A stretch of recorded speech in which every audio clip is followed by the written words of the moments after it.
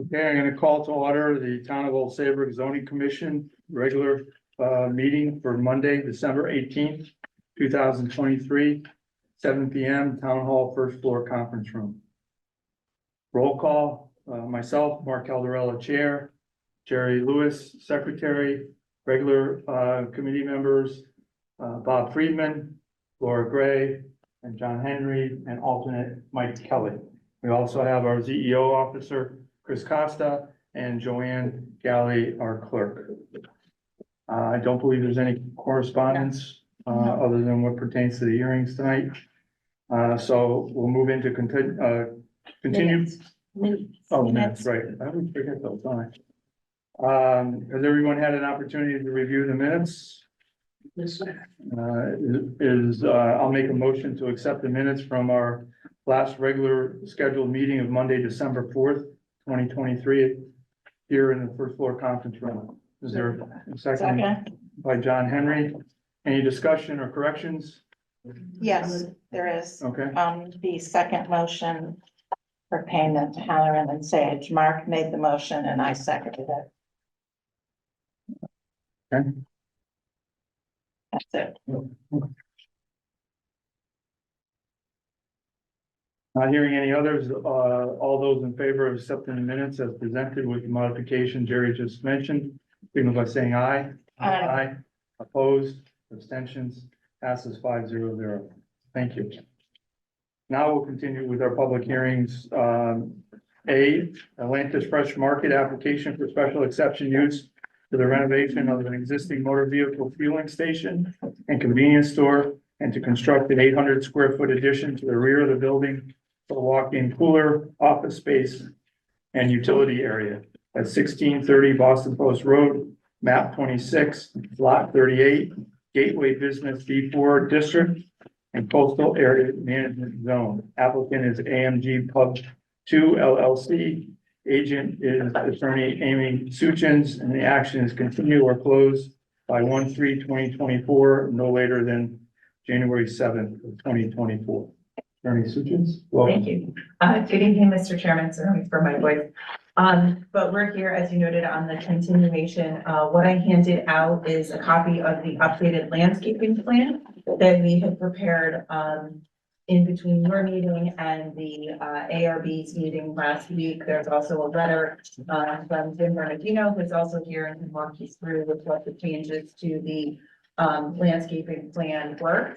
But we brought this back to the ARB, they liked what they saw and approved the application or the referral last week, including the signage on the building and the referral. They made a couple of other requests of us that we'll incorporate into the application here, and frankly relate to one or two of the questions from the continuation of the prior meeting, which was that they asked that the canopy roof be repainted to match the new roof on the new building. We said we could certainly do that. Same thing with the supports for the for the gas canopy, that those be painted sort of the same steel gray color as shown in the rendering for the new building. So we're able to do that as well. They approved the slightly modified sign that was shown. The renderings had a slightly less than a square foot difference than what we had shown, just to make that measurement. So they approved the signage that was shown on the building. And then the other question was about the branding stripe on the gas canopy. That is a SITCO requirement, so we're not able to change. We can change the roof, we can change the supports, but that red SITCO logo you see around the canopy is a SITCO requirement for distribution of their gas. We explain that to ARB as well, but so that one band will stay with that logo and the SITCO color scheme. And then the other request had been and was completed this week, all of the signage that was on the fence and I think on the freestanding hall, all of that has been removed in accordance with your regulations. We knew that that was something that. Including the Marlboro and ATM signs on the light pole? Yes, Okay. those were, and I just drove by on my way to make sure. so I could represent that in fact occurred. So all of those have been removed and, consistent with that. So I'll turn it over to Jim to walk you through a couple of changes on the landscaping plan. But otherwise, we're happy to answer any other questions. Thank you. Good evening, everyone. For the record, Jim Bernardino with CMD Engineering. At the conclusion of last ARB meeting, there was a handful of items that were requested. And we've since then updated the landscaping plan and provided a real quick memorandum as to what changed. I'll run through that real quick, not word for word, but I'll hit the whole points. We showed on the proposed on the site plan as well as the landscaping plan, the existing trees that are on the site and the ones that are going to be removed. One of your members did have a question about the rendering that was there. They had a couple substantial trees in the background. We took a close look at that, and unfortunately, they do have to be removed. So part of the updates that we did as well, we added 4 additional dune trees along the back of the property that weren't previously there to help mitigate that effect. So that was basically number 1 and number 2. What we've done is we also enhanced the landscaping around the freestanding sign at the front of the site. We do show a little bubbled area, which is representative of the juniper evergreen ground cover that's there. That's going to be remaining. The majority of that is actually located off the parcel on the adjoining property, but it is kind of cohesive with the landscaping around that sign. We modified the tree line that was on the southeast corner of the property, and we made a notation that it's an existing stand of trees. There's about 15 to 18 different trees that are out there, 18 to 15 inches in diameter. So it was a relatively substantial stand of trees. So we believe that it was appropriate to show that tree line as well. The existing slope at the rear of the property, previously we mentioned that we're looking at a wildflower mix or something to that. We did hear some of the concerns regarding that. So what we actually implemented was a erosion control mix, pretty standard for slopes that are difficult to maintain. So it is a seed mix that is meant to stabilize the slopes with low maintenance. It'll be a couple times a year that we'll have to go in and weed whack it down and things of that nature. But for the most part, it is meant to be a low maintenance ground erosion control ground cover. And lastly, we've added a zoning compliance table to outline how we meet some of the regulations and as well as the site plan. We added a couple of the buffer zones, which we do not meet. In the front, there's a 25-foot setback buffer. However, existing nonconformity, there was no modification to that, other than the introduction of the plantings that are shown on the landscaping plan. Likewise, the other nonconformity that we have is the interior landscaping, landscaping between parking spaces and the like.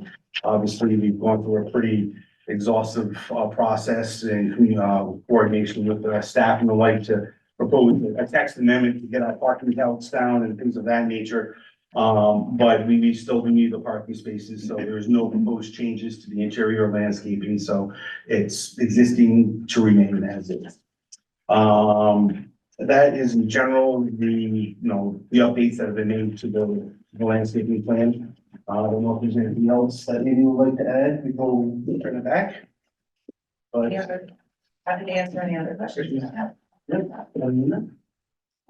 commissioners have any questions for the applicant? On the, let's see, this would be the, on the western property line, around the corner. there are 2 trees shown to be existing that would remain. Yes. What else is in that area, and will it remain as is, or is that? It will remain as is. It's a lawn slope. So to do any other type of landscaping would dig up a stabilized slope. So we felt that area would be most beneficial to remain as is. Right. The submission that we got on the first night of the public hearing, I questioned a rendering that showed trees to the left of the building. And are they on the landscape plan? Yes, so there'll be the two small ones. which are right here. And we know on our site plan, those are to be removed. Now, unfortunately, we took a look at what we could do, but the disturbance around it would greatly disturb the root ball system. We have the septic system back there as well. So to make sure we have proper maintenance of the septic system and not interfering with the foundation, those 2 trees had to go. So we also try to mitigate that with proposing 4 new trees along the back. So the photo I'm talking about was, Now, I know which one you are. And it was, there was a Volkswagen and a person standing there, and there were 2 trees of significant size to the left of the store. yes, And exactly. from that viewpoint, I don't see on the landscaping plan that there will be 2 trees of that size on the left side of the building. No, not at the conclusion of construction. Over longevity, those trees that are being proposed to offset that, will be of a substantial size. They will be getting to 30, 40 feet tall with a large canopy covering as well. So the landscaping plan takes precedence over the schematic rendering of Yes. trees. Well, when you looked at that, I made sure went back and took a look at that, and you're absolutely correct that, those trees Well, look there great there. was a lot of blank sky or whatever, if you will, between the trunks below the canopy. Right. And that's my concern, that's not there today. It's not today. You do right. That backdrop right now is a canopy. So what we tried to do is mimic that with the new plantings that we have. Try to put 4 instead of the 2, space them out appropriately across the back of the property. So, unfortunately, we took a look to see what we could do to save those trees. And it was just getting too close to the septic system and the foundation. Right, so with the newly proposed trees and the existing trees in the wooded area to remain, it appears that you meet the minimum landscape area. 25%, and you'd be providing 33 Yes, and 0.1, and then, we have shown where the existing vegetation is to remain.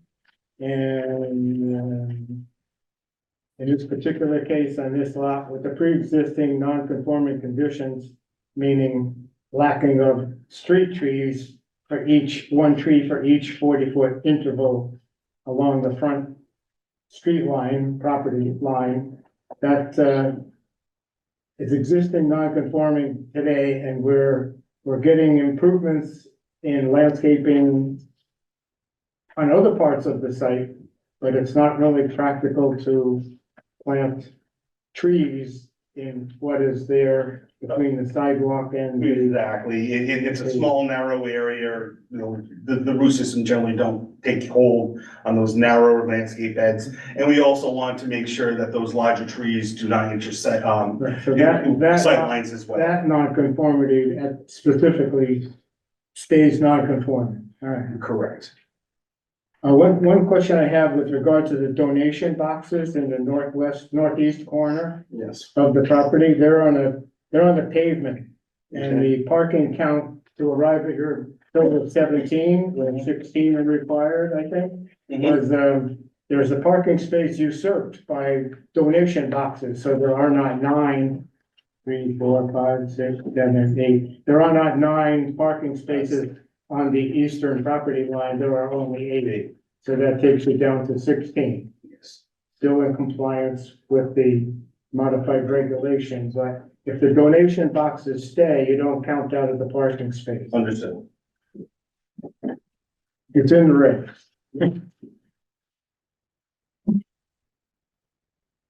No more questions. No more questions. Thank you. Anyone else have questions? Well, a note for the zoning enforcement officer regarding future regulation workshops. The length of the wall of the proposed addition is 40 feet. And in our regulation 68.2.4 in various subparts, it specifies certain architectural features for a wall between 40 feet and 80 feet. And for a wall less than 40 feet. This wall is exactly 40 feet. It's not covered by either between 40 and 80 or less than 40. We'll fix that. Need a 41, no problem. Yep. I have a question for clarification that, I think you might have said earlier that the colored stripe around the, canopy is considered a Citgo, part of their identifier, Yes. correct? And I thought from previous, meetings that we've had that, that's constitute being a sign when the color is part of the, corporation's logo. If it's a trademark color and design that is repeated for the same business in various locations, it becomes a sign and it's therefore regulated under our sign regulations. And so which part of this is, This was the canopy over the gas pumps yeah, on the outside edge at the top. right, if the outside edges is trademarked and customized with a trademark color, UPS brown, Fenway green, Dunkin' Donuts pink and orange, whatever, that becomes a sign. And so is it a trademark color? My understanding from the client is that, yes, they cannot unilaterally paint over that Citgo branding themselves. So if that implicates our signage, that's certainly something that we can talk about with the zoning enforcement officer as far as how that overlaps with the signage that we have on the building itself. So the signs with the words, letters on the building comply Correct. with the regs. The discussion now is The about color. the significance of a trademarked thing that is identifiable with this business. Is it a sign? And if it's a trademark color on a canopy and it extends around 3 visible sides from the street, then that's excessive signage. Make it generic. Right. We can certainly look at that. I can't. My understanding is that the agreement with Citgo for the gas, we can't unilaterally take that down. So that's why I'm saying, I think to the extent that it's there and it's potentially, it's non-conforming if it was not approved as a sign, to the extent that that implicates the signage that we just had approved by the ARB and means we need to remove one of those signs, then I think that would be the question, because we're allowed the 2 signs on the building, wall signs. And so I think that would be, if we're keeping the Citgo branding, then it implicates the rest of the signage. And I think that's where we would go, if to the extent that it's not a non-conformity with the existing. I think it would ultimately be a question for when I showed up with a request for certificate of zoning compliance with our signage, what are we showing? If the interpretation is that Citgo signage, that Citgo branding is in fact a sign. The ARB is advisory and their guidance is appreciated at every turn. And yet the zoning commission and the zoning enforcement officer have the zoning regulations to abide by. Mhm. The ARB is not the regulatory authority with regard to signs in this case, so. They wanted a uniformity of appearance with the canopy to match something else. The roof, yeah. Right. The canopy does not now, the canopy would be changed from what it is today to something different, right? The canopy roof is currently sort of a tan color, and they asked if we could match it to the darker shade on the new building. Right. And that's paint. And so we said we'd be willing to do that. That's the problem with trademark buildings that are signs. They get very big.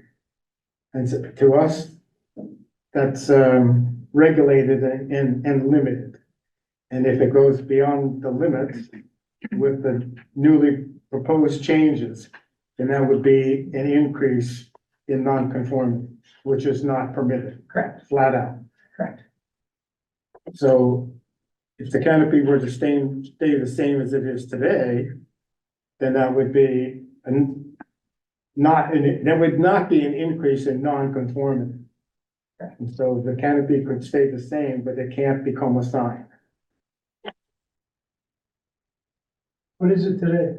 The canopy is currently branded, Yeah, currently is that cost. right? It So, currently- so the right. bands, Is it like this? Right. Like this? yes, so, yeah, sorry, I didn't have so on the current building, the red stripe Upside down. is the current Citgo branding that would remain, And the only thing that changes is the roof color, above it.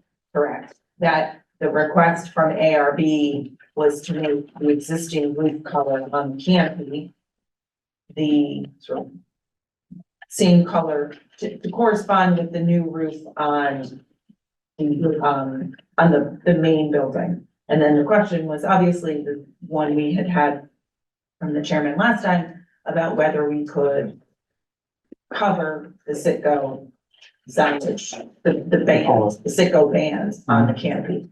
And that is what we cannot do. But it's gonna remain the same as it is now. It is, which is why I'm saying it's either, that banding is either an existing non-conforming sign, or if that's not how it was perceived, then the question, or interpreted, then the question would be, when I now have other signs that I'm showing on the building, whether we would have to modify one of those that had been approved as signage by ARB on when we come in to put those signs up.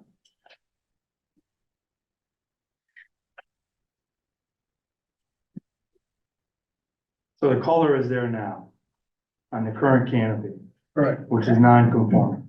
Correct. And I believe So- that's Citgo.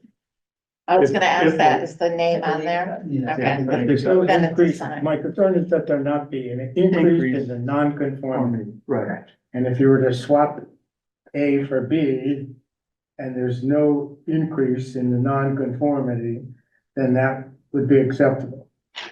But if B is different from A to the point of being a trademarked thing, then it's a sign, and you're increasing your sign amount and becoming non-conforming.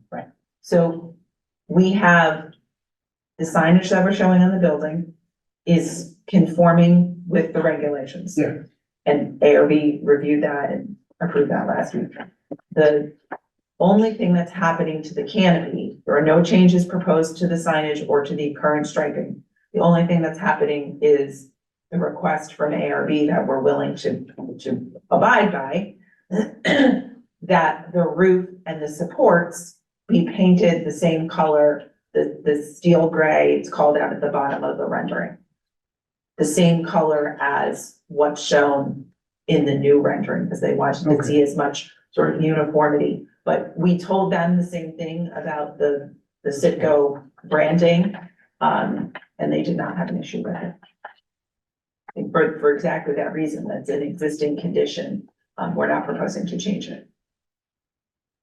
All right, seems feasible, yes. Okay, as long as, it's a pre-existing condition.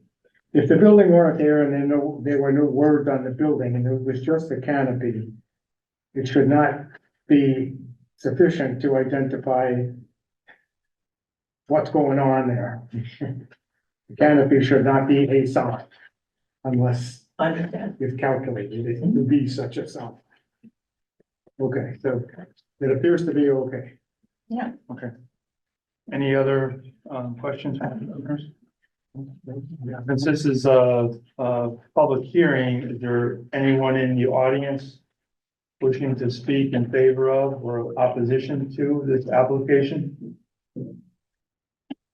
Is there anyone online willing, that wants to speak, for or against this application?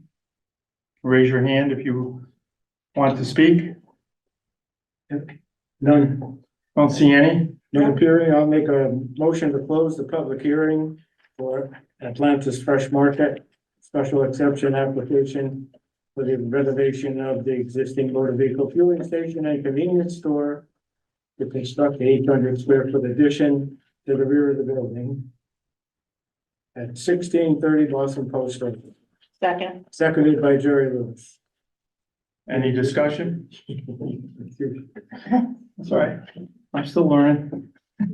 No discussion. I move it to, vote to close public hearing. All those in favor signal by saying aye. Aye. Opposed, abstentions, passes 5-0-0. do we have to put in that for coastal management? We haven't gotten there yet, but it is a CAM application. Yeah, No, it's not a CAM. no, I'm just in the camp. We're in the CAM. Oh, okay, all right, thank you. Is the commission prepared to vote on this evening?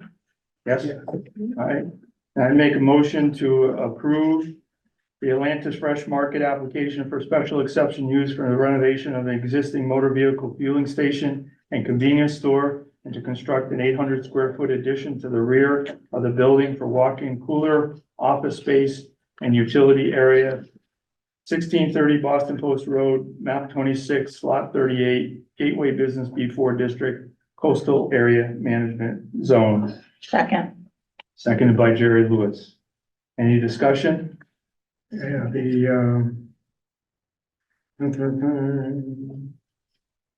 under special exception, regulation 52.2, this application demonstrates that it's permitted uses in the B4 district and meet the requirements and standards of the special exception section of our regulations. And that for this stipulation and conditions for this application, that the mentioned signage on light poles and the fence, the stockade fence be removed. And that the parking calculation shows 16 parking spaces available as long as donation boxes remain. That's, So added to the motion. please, could that be added to the motion? Added to the motion, yes. And Seconded by Jerry. seconding seconded. Can you go through that one more time? the signage as discussed tonight on light poles and the stockade fence are to be removed, it used to be removed. And that the parking calculation shows 16 usable parking spaces as long as the donation boxes remain.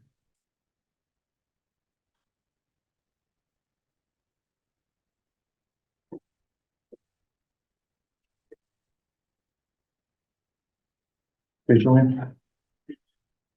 Not hearing any further discussion, move to a vote. All those in favor signal by saying aye. Aye. Opposed, abstentions, passes 5-0-0. Thank you.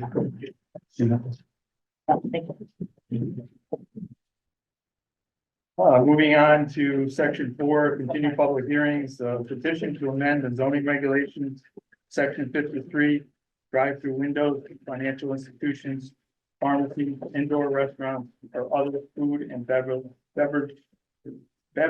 establishments. Petitioner is the Old Saybrook Zoning Commission.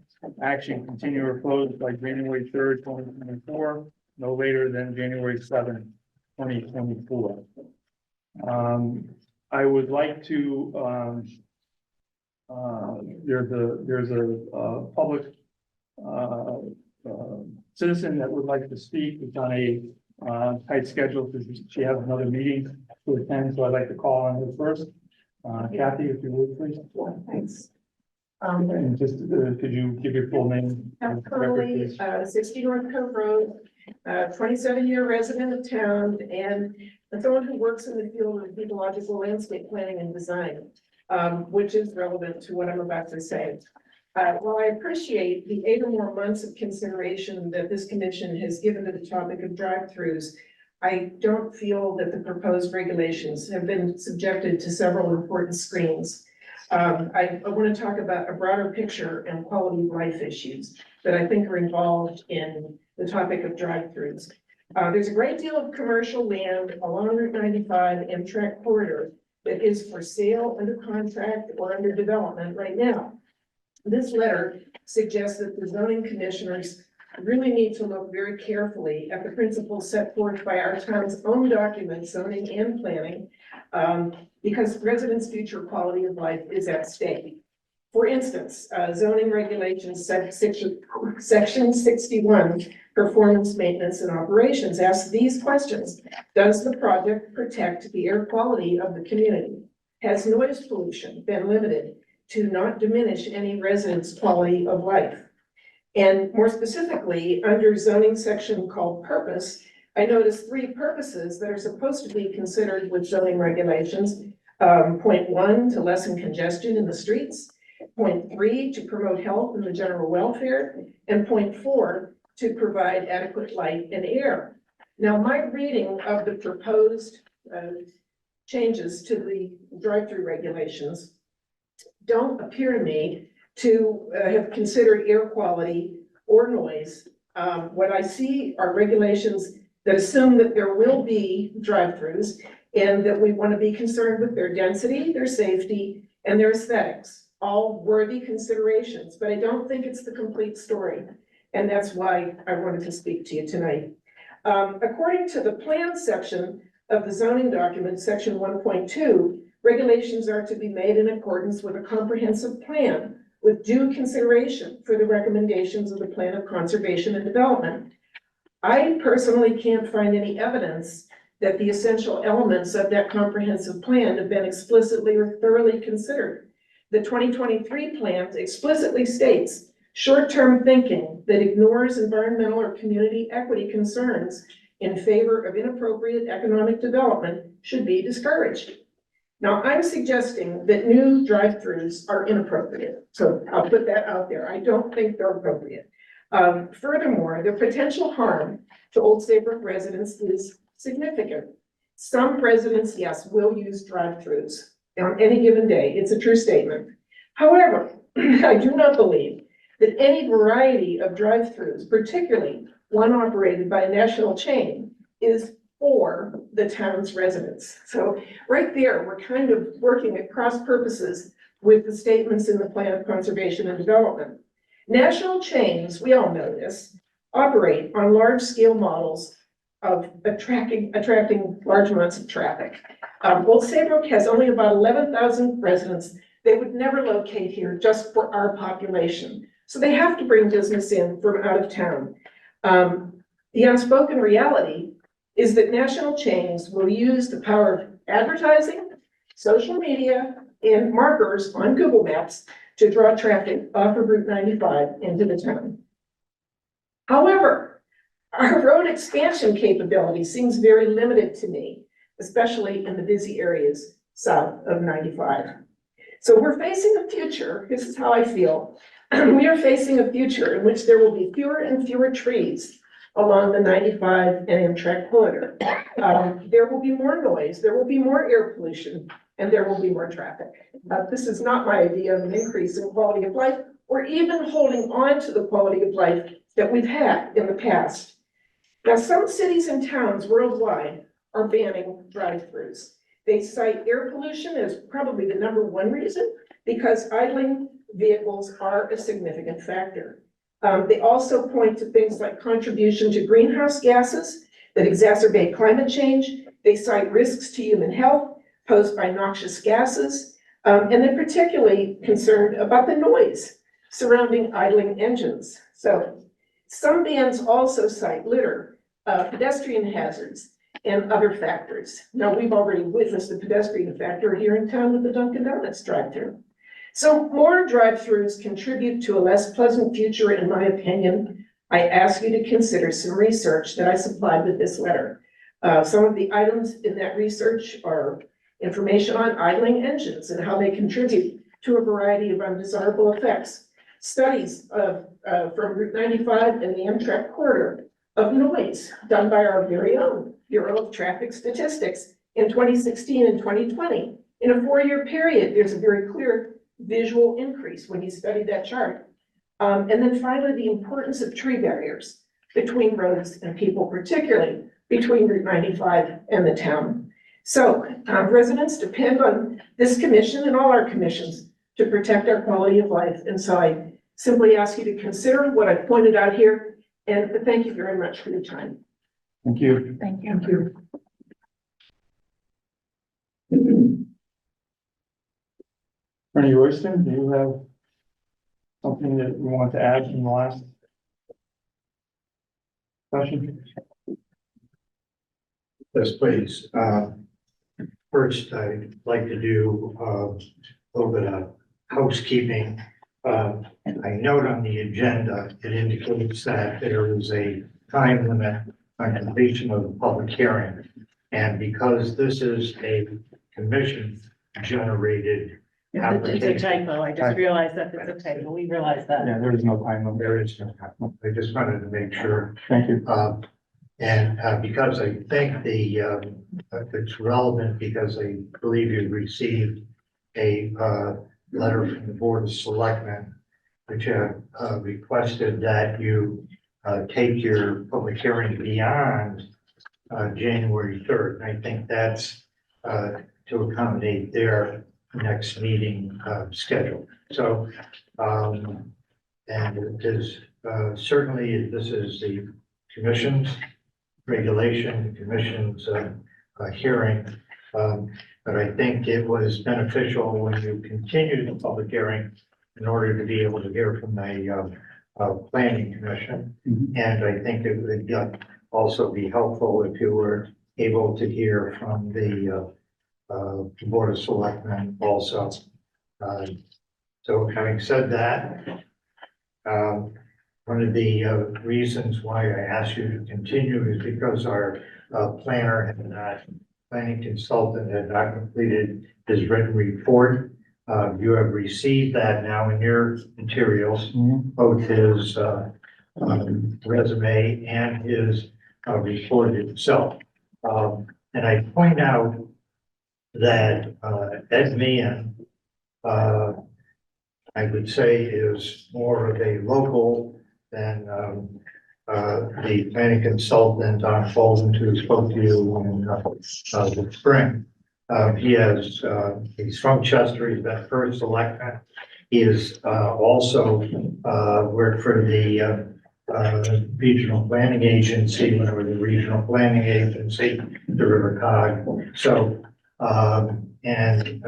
Chester has some of the same considerations where there is the desire to accommodate commerce and kind of the small town character of the land. So, Ed, I'm gonna ask to come up to comment on this report. Thank you. Okay.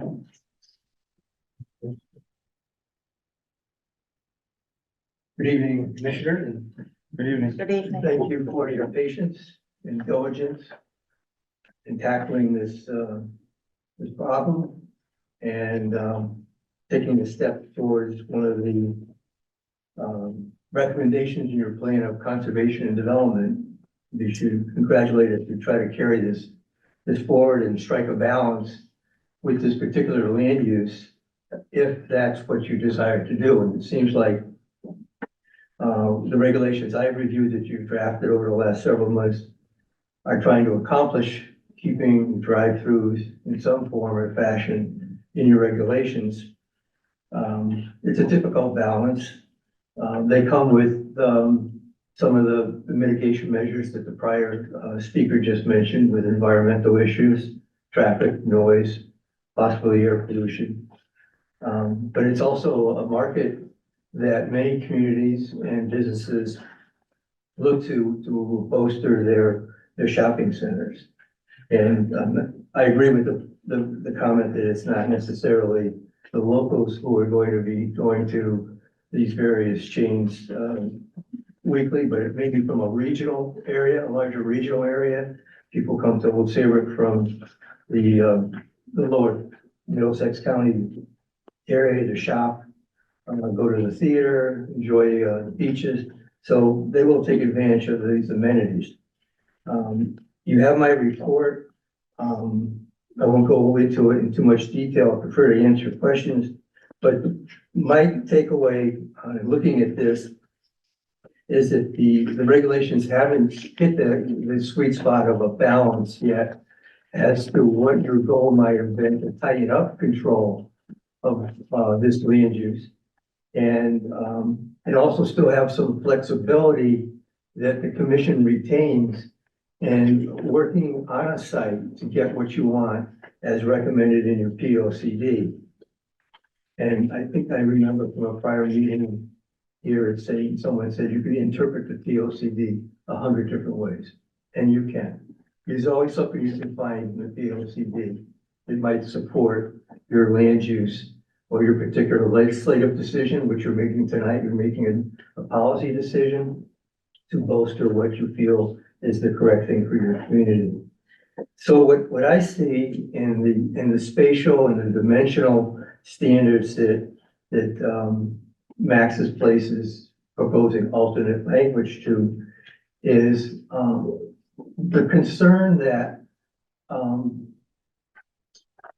if the regulations were applied, it would actually, I think, be a catalyst to what we want to avoid in commercial areas, and that's strict commercial in corridors like Route 1.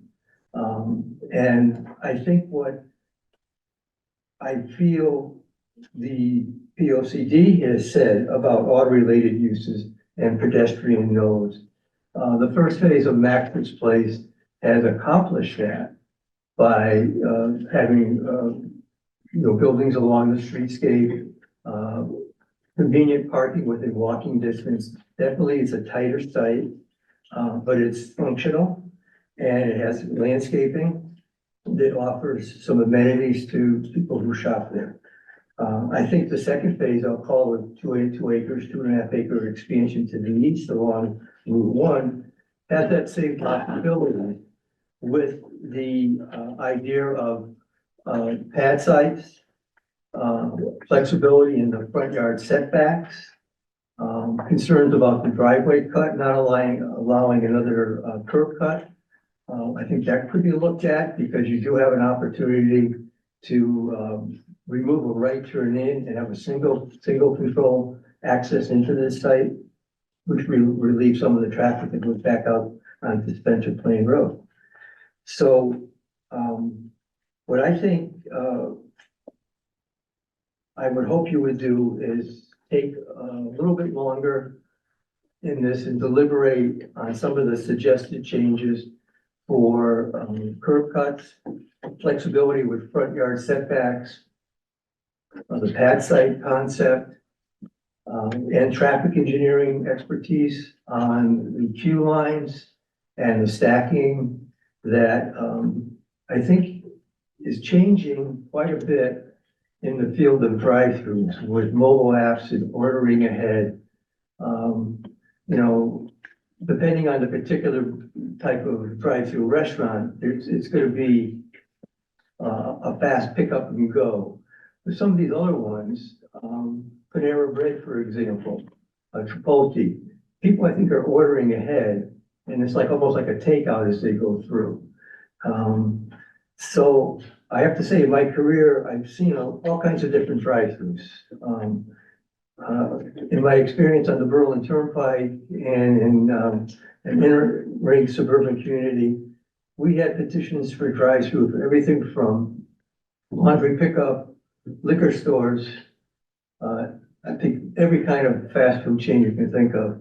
And I don't know if I can say we were successful. We studied the regulations. We had the same concerns of noise for nearby residents with speaker phones, decibel levels. But we had a different situation than you have here. You have an area that is not a double lane highway that has still quite a bit of vacant land and land that is turning over from my observation. and I'm in Old Saybrook 2 or 3 times a week, for one reason or the other. And I see buildings coming down and property being consolidated, or buildings that should come down and nearby here in this site, and just sort of deteriorating there, that aren't probably, I'm sure it's not what the town wants to have on their major commercial strip. So I think you want to avoid that major commercial strip. And looking back to some research I was taken by the recommendations of the Yale design study for Route 1, the corridor. And I don't know how that has moved forward. It's mentioned in your plan of conservation and development.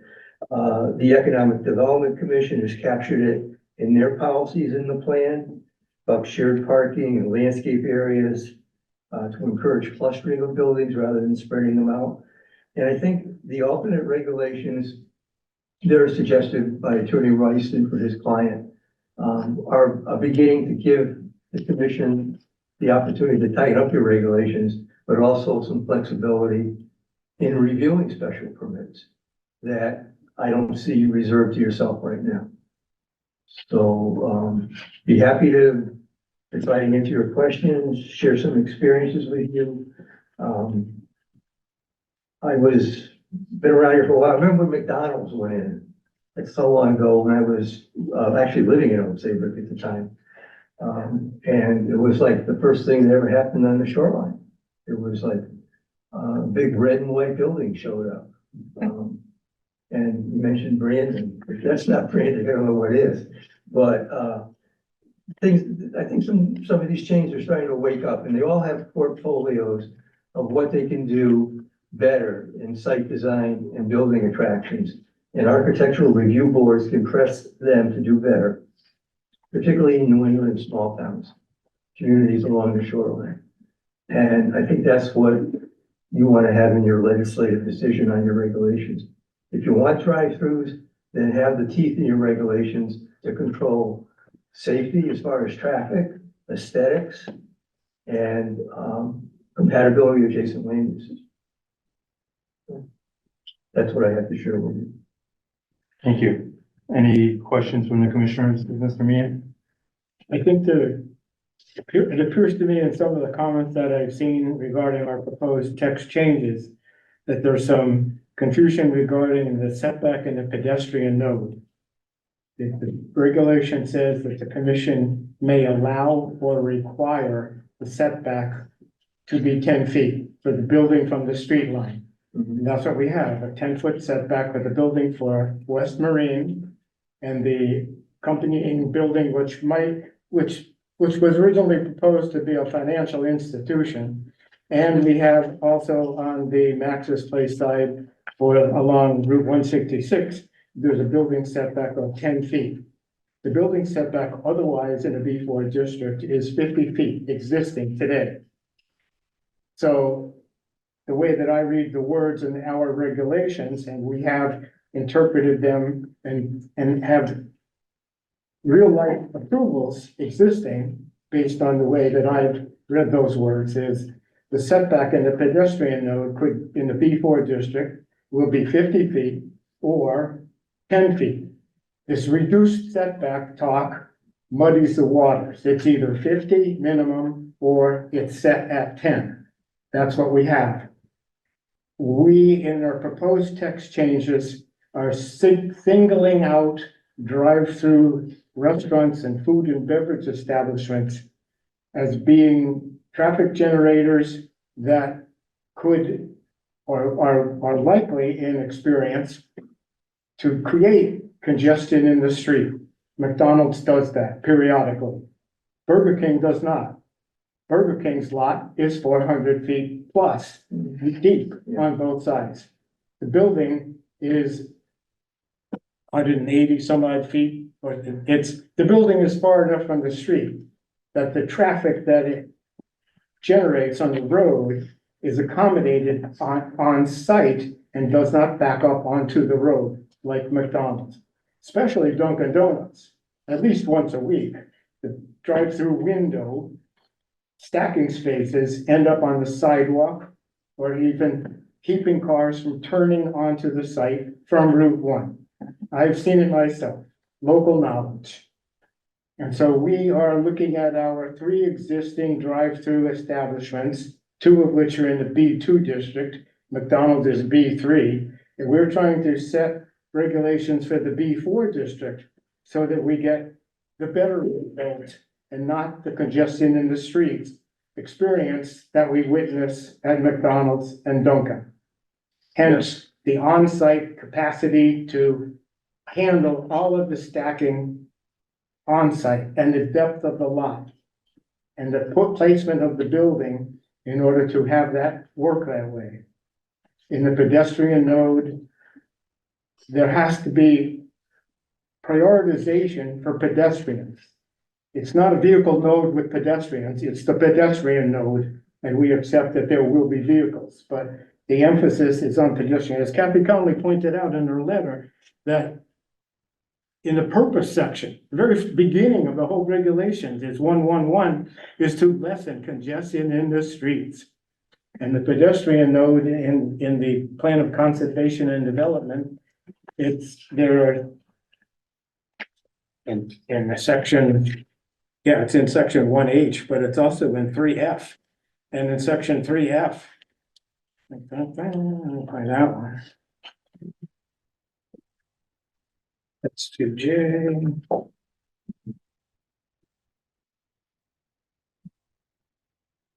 This is the economic development section in the policy 1H. It has Spencer Plain Road mentioned, and The page 69, I think. let's go to. We have to go back to the outside the boxes here. So I take your point, sir.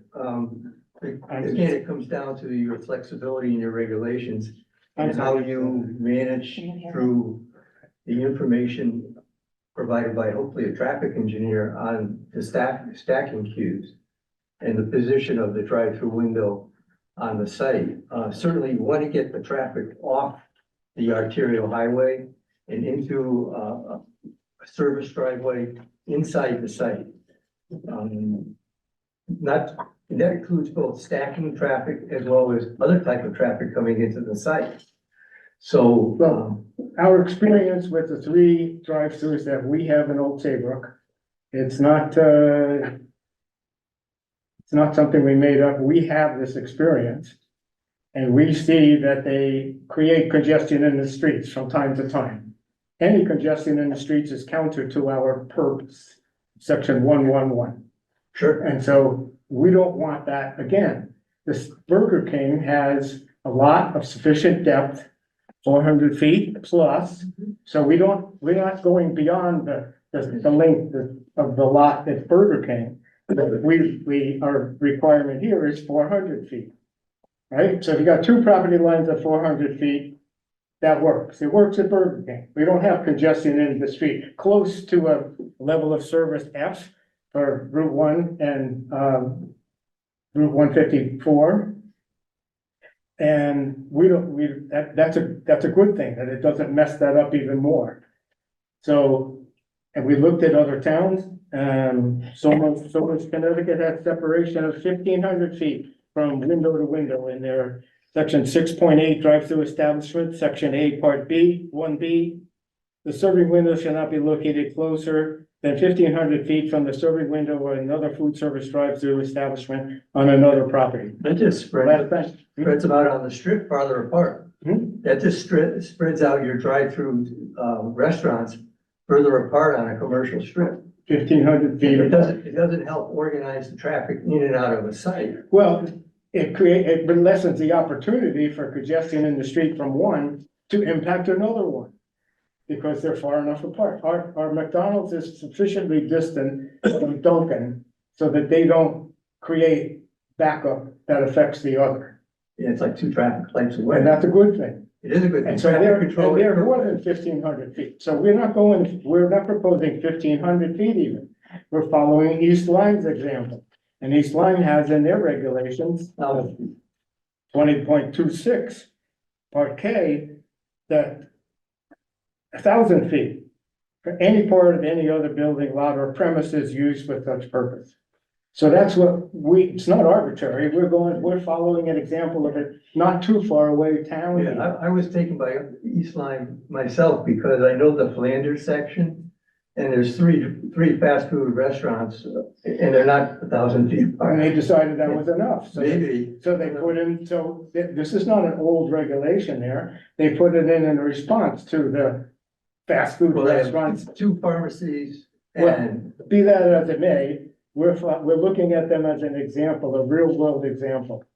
And we're following that example with our separation distance in the proposed text change to be 1,000 feet. well, So Okay.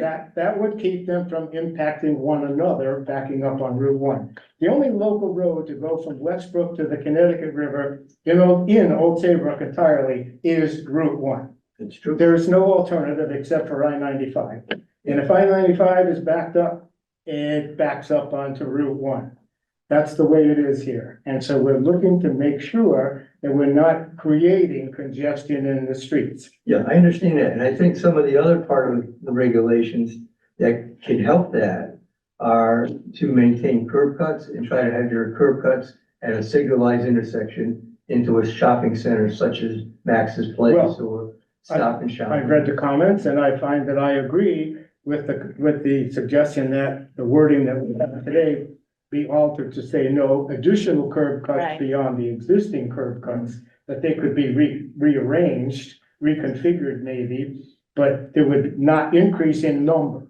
And for curb cuts, that's one. And our regulations already say that curb cuts should be consolidated where possible. We have curb cuts consolidated in Old Saybrook for joint and shared parking on Elm Street.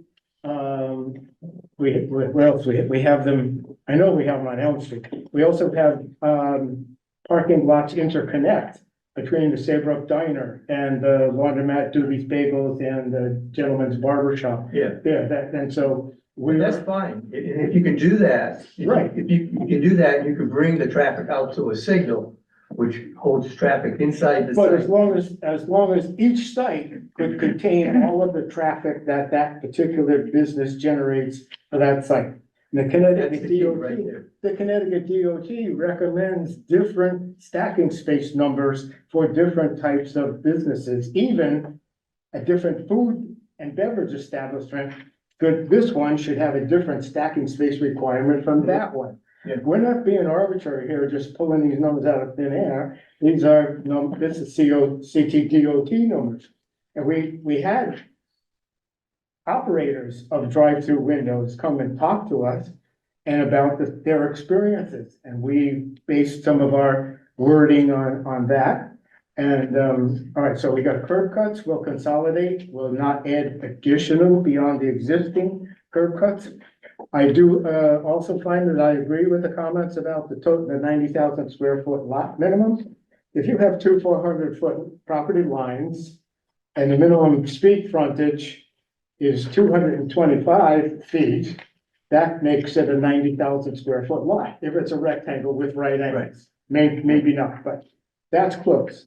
I do see that if we have two property lines of 400 feet depth from the street line and a minimum street frontage of 350, that requires more than 90,000 It's like square feet. almost 3 acres. Mathematically, I find that uncomfortable, let's Yeah, say. that's not. But if the street frontage was reduced to 225, like it is at Burger King, 225, and it works, McDonald's is along Hingham Hill, it's not a good example. It's about 220 something there.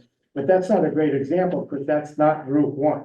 So, Well, I think McDonald's and Dunkin' Donuts are not good examples and things that you learn from.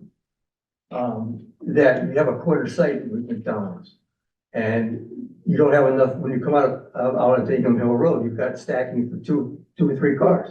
McDonald's gives us reasons to change the McDonald's layout from Hingham Hill and Route 1 from what that is to something better.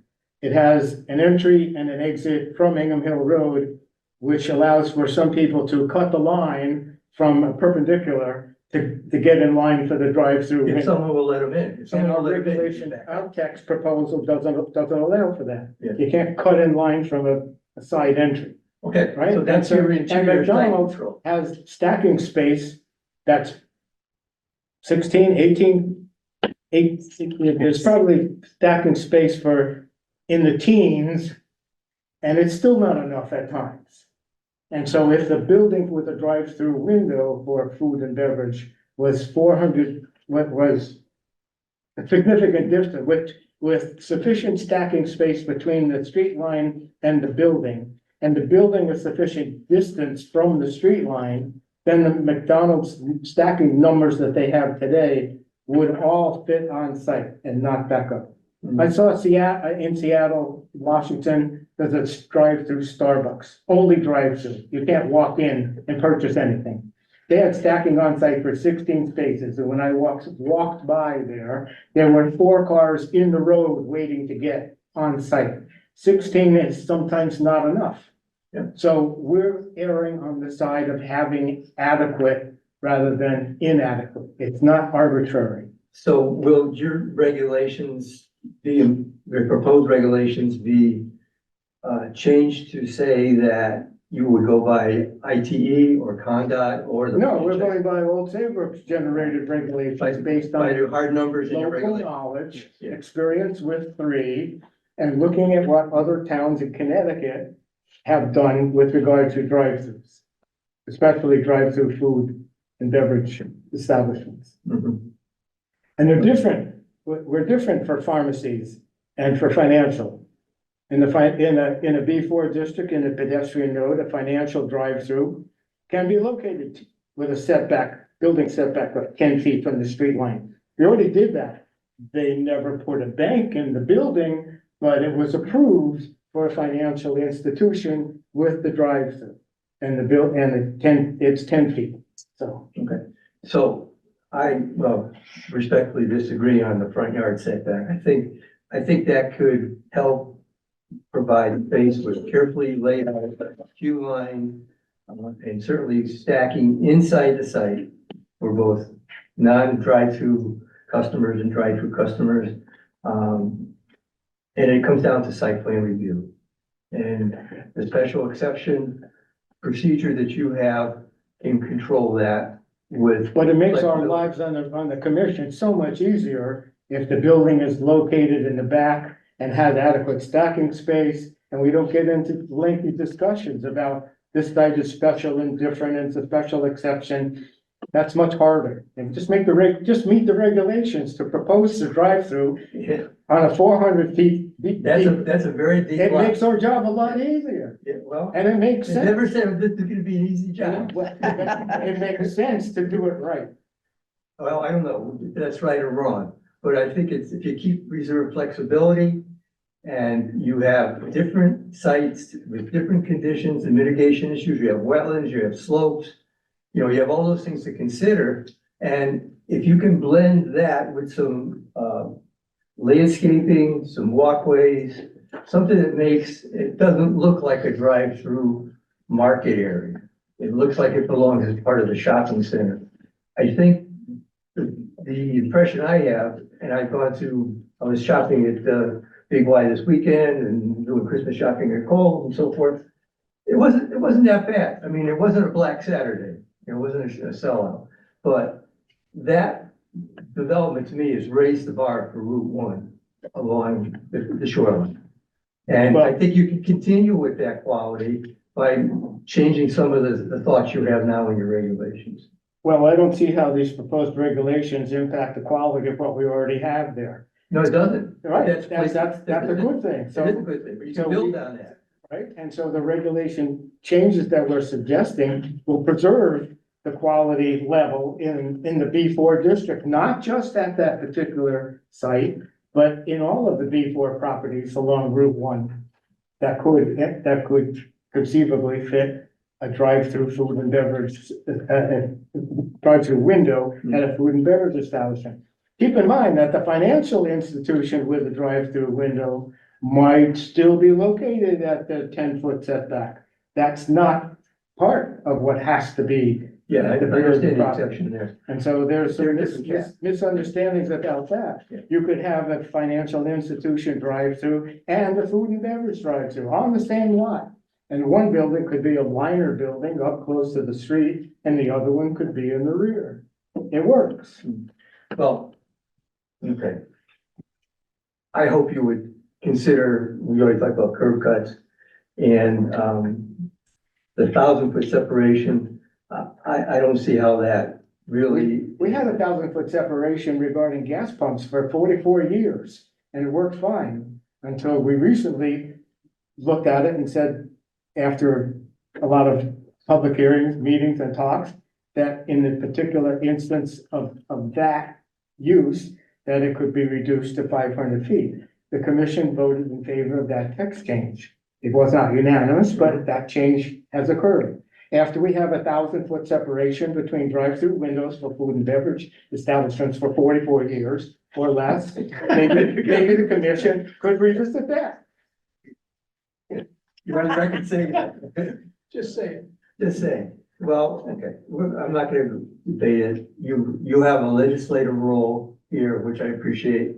But I think you need to think about your flexibility that is offered, not just because it's 400 feet, I gotta do it that way. There could be other situations where, not just at Max's place, another location on Route 1, you know, that starts over by Schoolhouse Road, I think, and then goes westerly.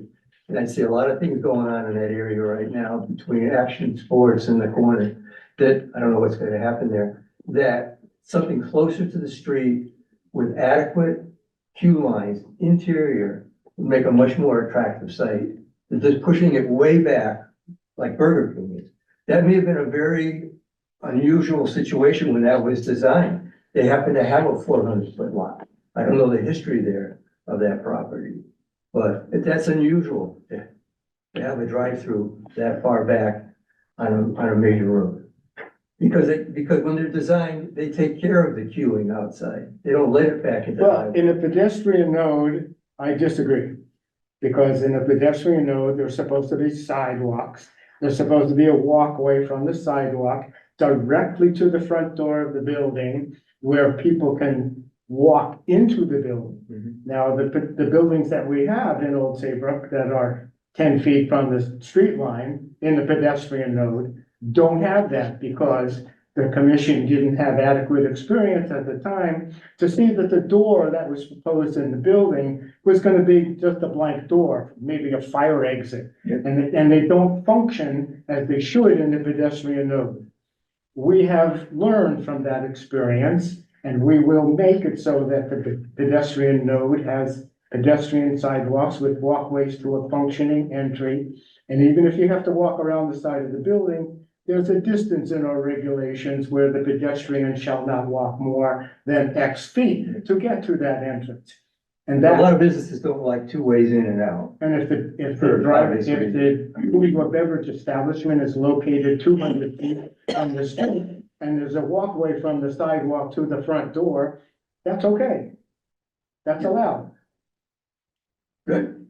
Because that's part of the criteria that came out of the Route 1 design corridor study that I looked at was accessibility to buildings.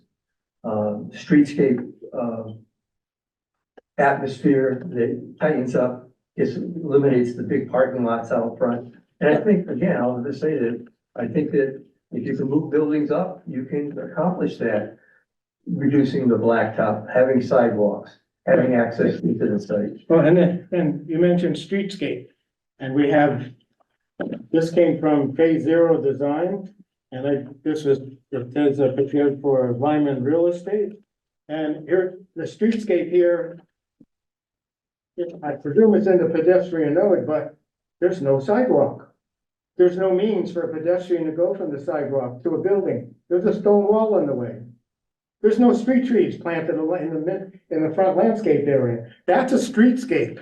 And when the zoning commission looks at streetscape, all of these components have to be considered simultaneously, not just this, and don't look over there, you know, and isn't this Well, one? I don't know the history of that, but you're right, that is a streetscape, and all the criteria that is on the checklist for for the designer and for the staff to review should be part of what you want and what you get.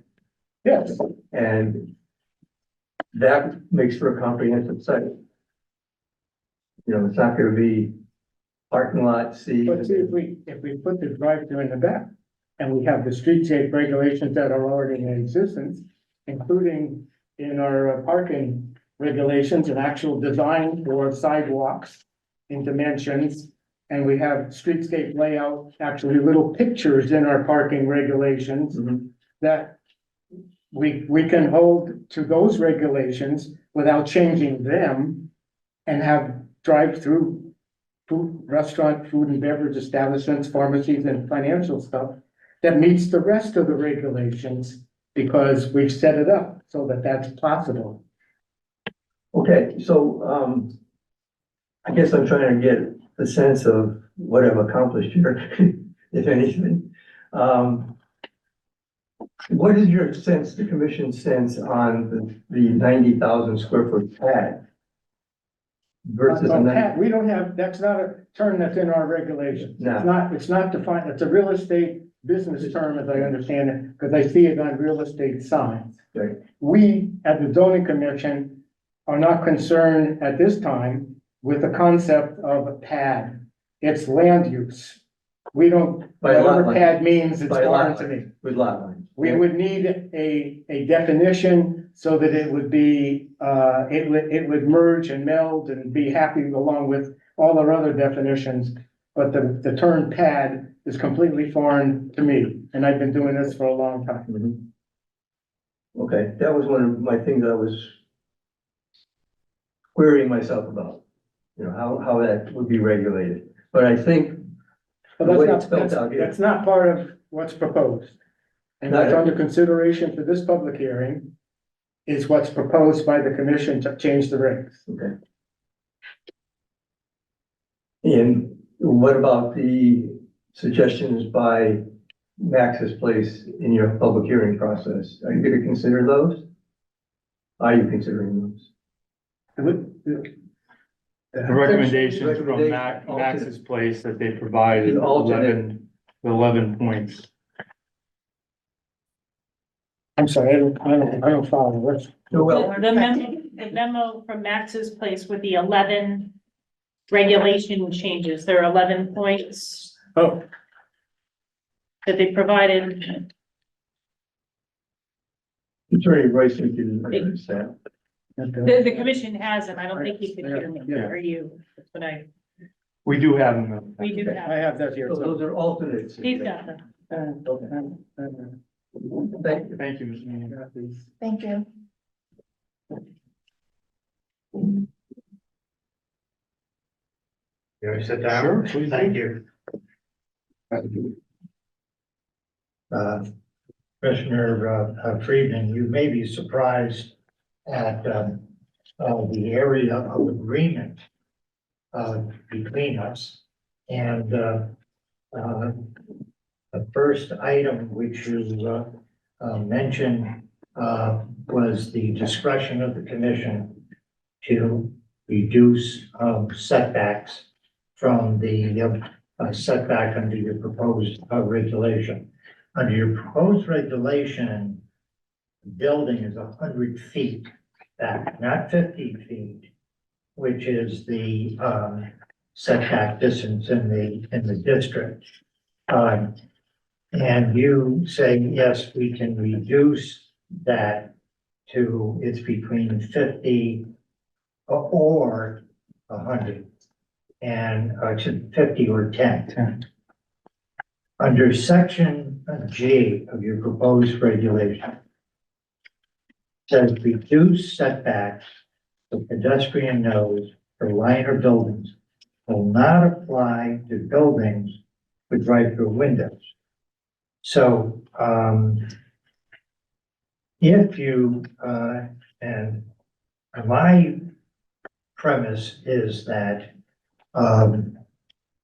you ought to retain the jurisdiction under your regulations, which allows you to reduce the setbacks from whatever it is to 10.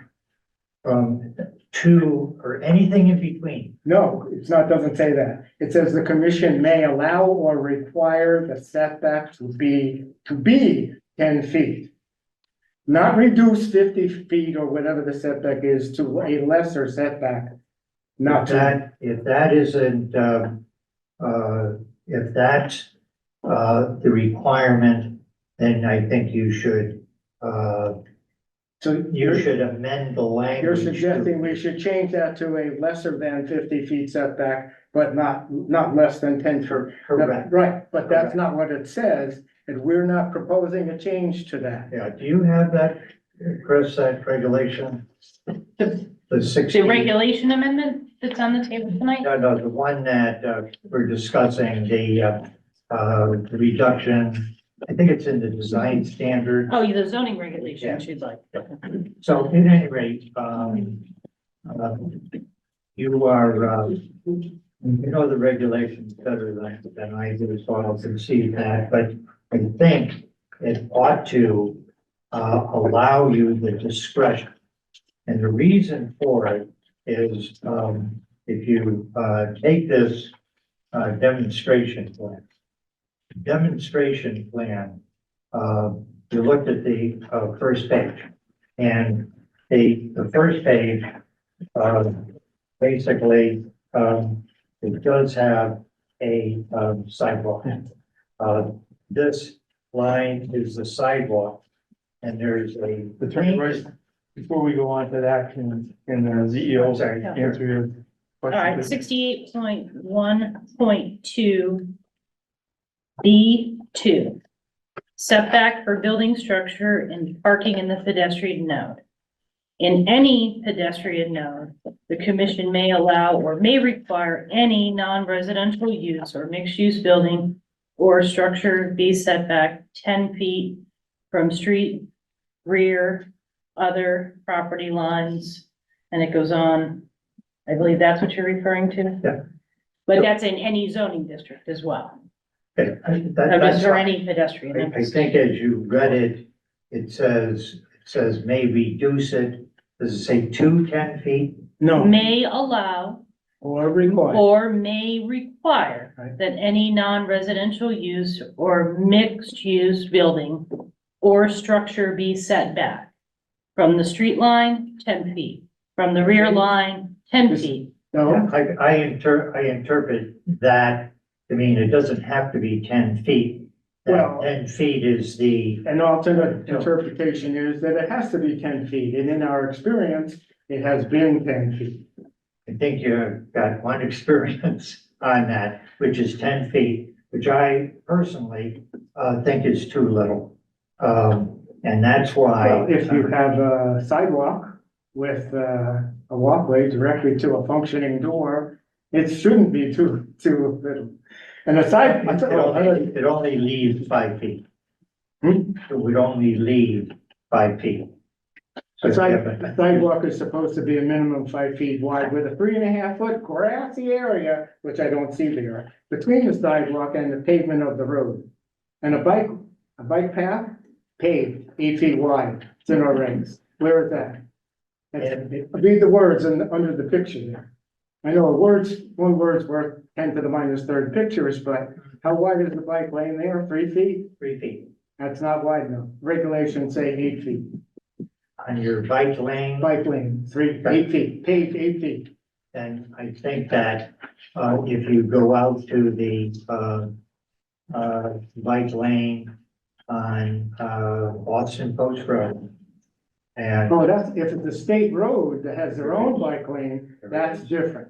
But if it's within a 15-foot easement on private property, because the state's not accommodating, then within the 15-foot easement will be a paved bike lane of 8 feet in width. And then you have to have the 3.5 foot grassy area between the sidewalk and the pavement anyway.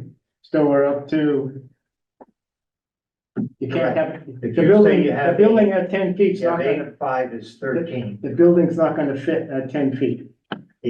That's why I suggest and strongly recommend that you make it, up to 10 feet, so that you have the discretion within the site plan to accommodate, a sidewalk, accommodate a bike path, to accommodate landscaping, to accommodate, sidewalk entries and convenient locations. And if you take a look at the, other pages of that demonstration plan, this one has a sidewalk which goes up, to an entry. But if you take a look at the other, you have, basically, you can, go past the building and go to the sidewalk. Take a look at the third. How does the pedestrian access the building, enter the building to conduct business? And They go up, on along the side. all of these pictures here, I can't fathom how a pedestrian would navigate from the point of view of the, let's call it a photograph, a rendering. I don't understand how a pedestrian gets from where the viewer here looks at this property and gets to the building in a pedestrian node. There's no apparent way to get there. There's a wall in the way. On page one. We start at page one. Phase one. Page one. Page one. Sidewalk goes around. No. How do you access the building? There's no doors on the street side of this, well, there's another one of Access those it. non-functioning doors at each end of the building. You access Give them the chance from to the, talk. from the portion of the building That's, which is facing. that's not what the parking lot. regulations say, a walkway from the sidewalk directly to the functioning door to enter the building. This Which is is not on- that. Which is on the front side. And all of these cars, are these low riders? There's no SUVs or pickup trucks? These are all, those are from 50 foot to the building. Okay, the wall is 4.5 feet. So yeah, So you know, so that's 1 foot above the stone wall, right? My vehicle's taller than that. My vehicle, I got 2 vehicles, they're both taller than that. So we would, so you So this, would this, see that much this is a more. very time-selected photo, I understand, because we have, blossoms, on shrubbery here in what would be the snow shelf. Because there's no grass between the sidewalk and the pavement, so that then would become the snow shelf. And What you have, what you have, there's, this it's a pretty picture, but it's, the point, well, the point of it is that you can have a building which is 50 feet, which is the setback, existing setback, existing setback, not under your regulation. B4, 50 feet. Under your proposed regulation, you have the building setback at 100 feet. So where I say, when we were talking about it, the 50 foot, that's where I agree with you. If you leave that at 50 foot, if you leave it at 50 feet, and you do not adopt, section G, which says that you can't have, liner buildings in the, pedestrian node if they have a drive-through. Well, I don't see how it works, and what we have proposed, I think, works. And that, your common. No, it seems to me that drive-through windows either have an access drive between the building and the street, which is specifically, it says, do not locate access, that we have a regulation, section 62. It says, do not locate an access drive between the building and the street. Shouldn't be there. And so what this picture shows is an access drive between the building and the street. And the regulations in the gray box, it says, don't do that. That, Right. that, And so that doesn't show that. where are these cars? They're between the building and the street, aren't they? They are coming down, They- they enter but there is land on either side of that where there is a, But they're coming on in. We're on an access road inside on the other side of the wall. And the access road, according to the regulations, is the minimum 14 feet, not whatever it says over here. But, Well, that's an access road. there's two parallel. No, we have a 20-foot width for there to be the drive-through stacking window and then a bypass. So you would, so that would be. There's Well, two, it doesn't matter because that's not what we're proposing. And I don't see this as an improvement over what we're proposing. it allows you the discretion, and if you don't think, I would rather not have to deal with the discretionary factors and put the drive-through farther away from the street and not have an access road between the building and the street. And then we don't have to have lengthy discussions. well, could I suggest that if you take a look, Don't interrupt. if you take a look at the recommendation of the planning commission, have you received that? Yes, we have.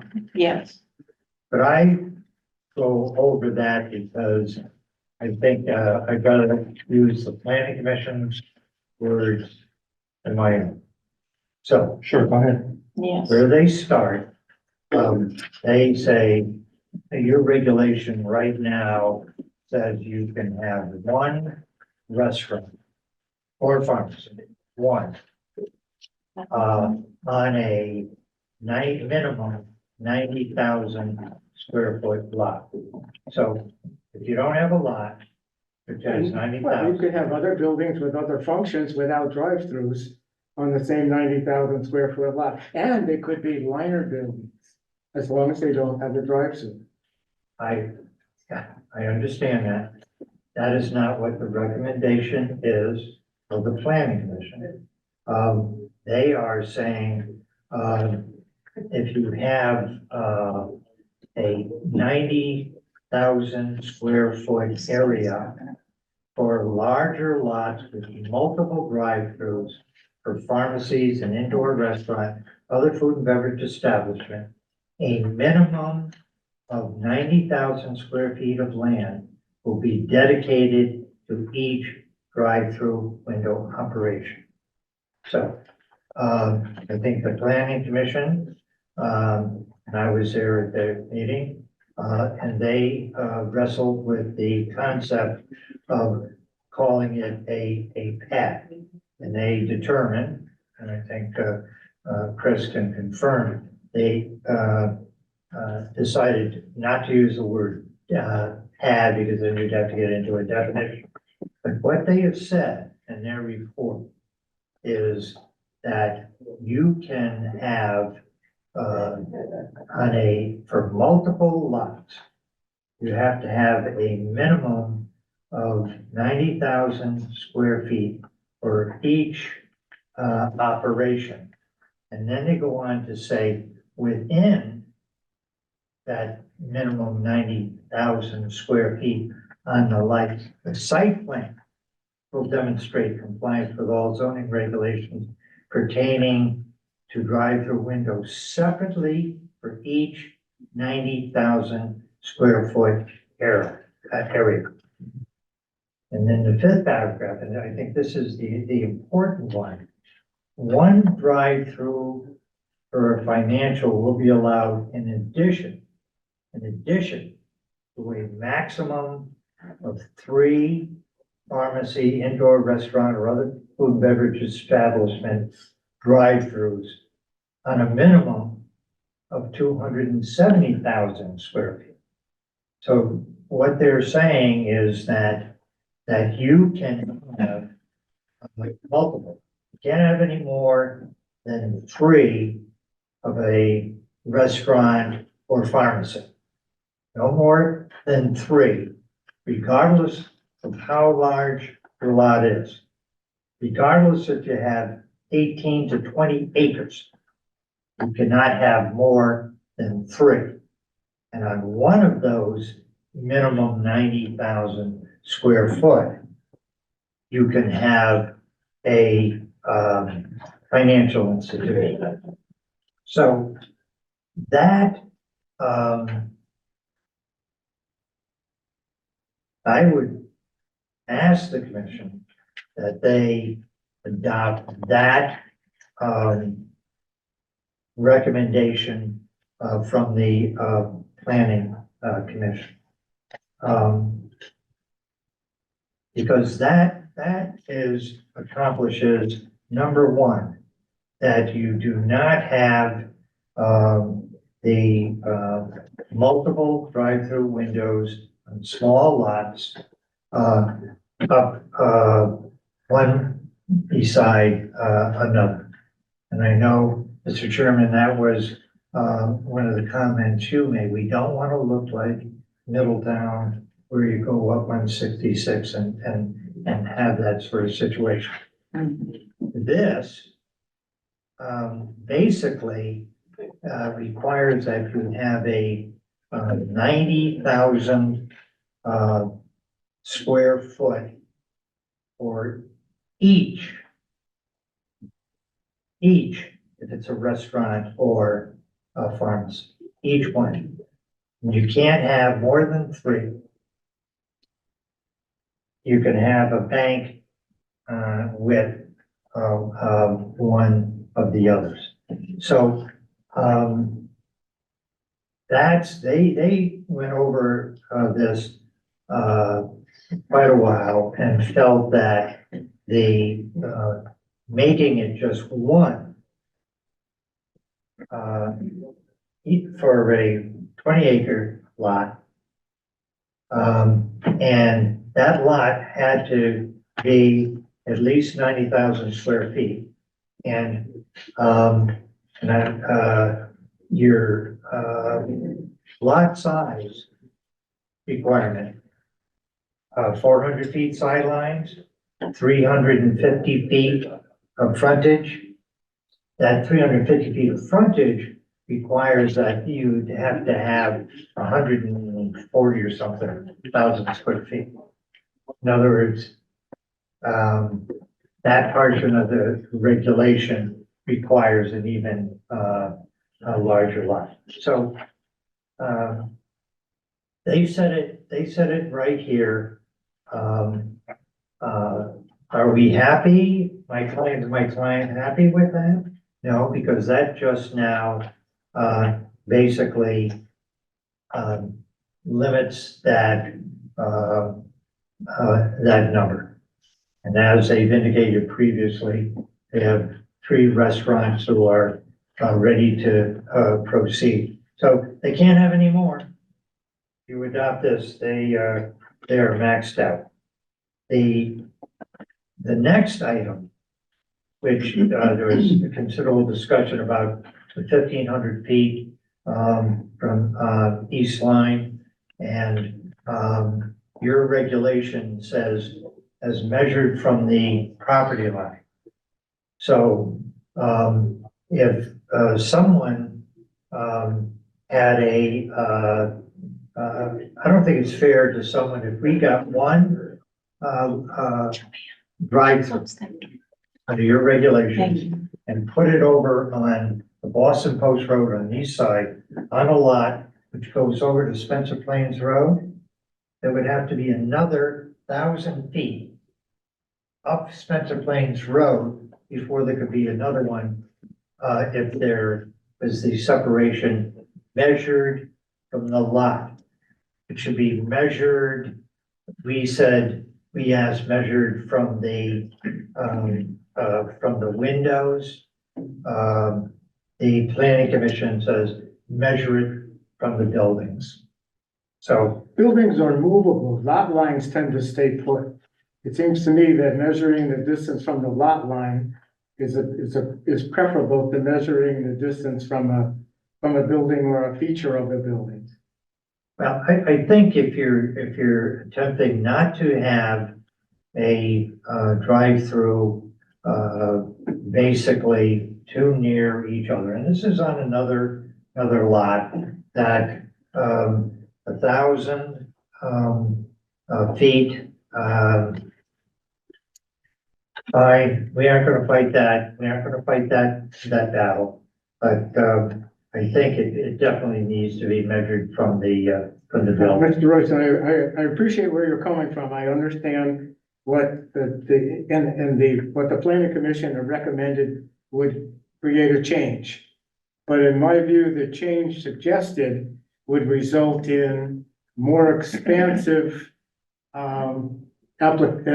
possibilities of drive-throughs on the land in the B4 in Old Saybrook.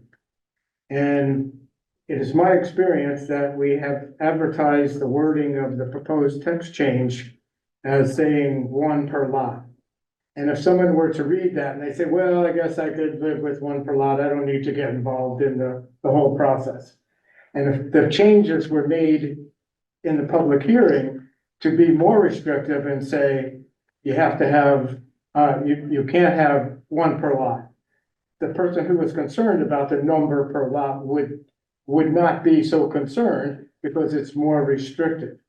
But if the changes in the public hearing were to allow 3 per lot, it's like, well, if I knew it was gonna be 3, I would have gotten involved, I would have done so much more. So it's my experience that changes in the wording of the text proposed that's already been advertised can be made more restrictive, but not more expansive.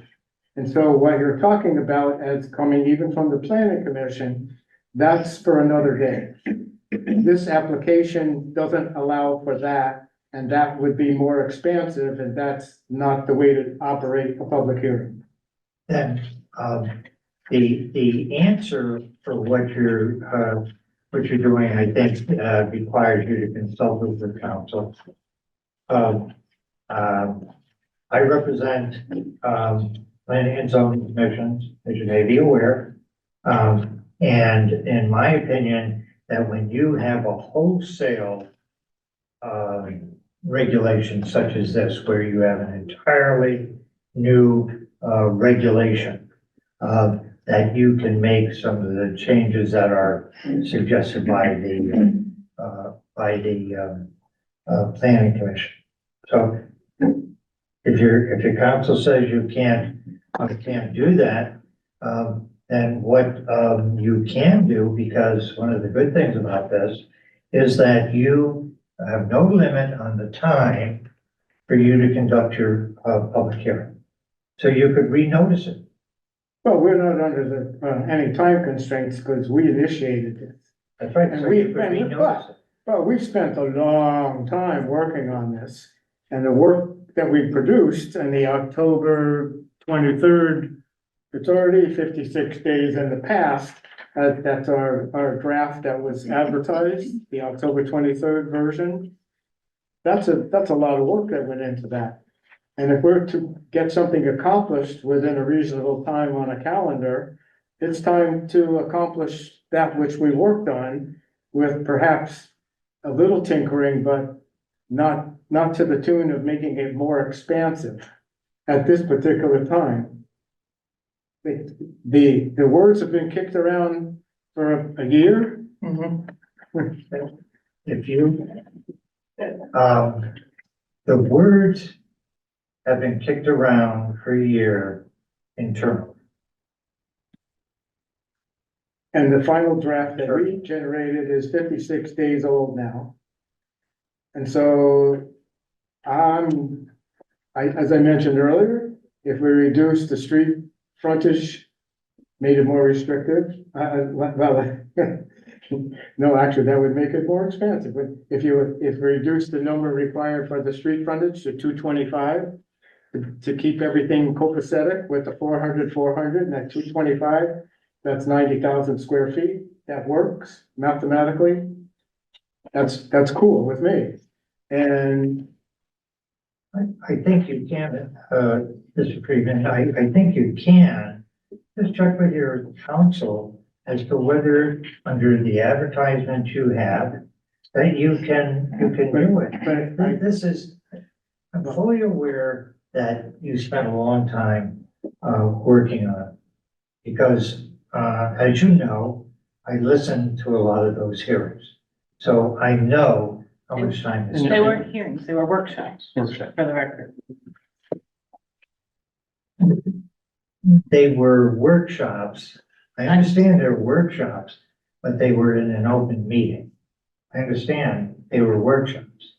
So workshop. And the recordings are available online. You can watch the whole thing. I am not disputing how long you spent on them, but they were, you didn't want to have beyond the limited comment in April, beyond that. And I respected that. You didn't have any problem with. And me. we've heard from you more than once about suggestions and changes, in particular with regard to the text that was approved, and we may well have incorporated some of those to this point. But since October 23rd, this is the text that we're considering. I simply ask that you inquire of your counsel as to whether you can make those amendments.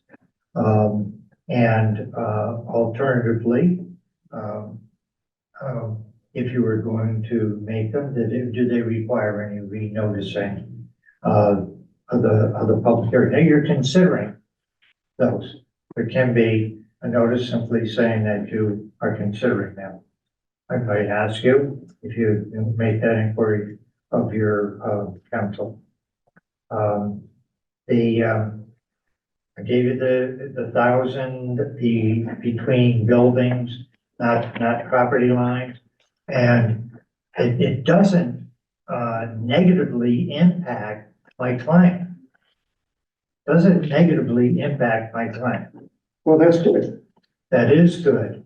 I simply think that it does, it is not a fair regulation to measure from property lines. I'll go on to the next one if I may. I don't want to take up a lot of your time. Time you need. The amend section 53 C to clarify no additional curb cuts will be allowed, but existing curb cuts may be relocated. I believe in your conversation, you did agree that that was an Yeah. appropriate change. But I think it's the same premise that I would have.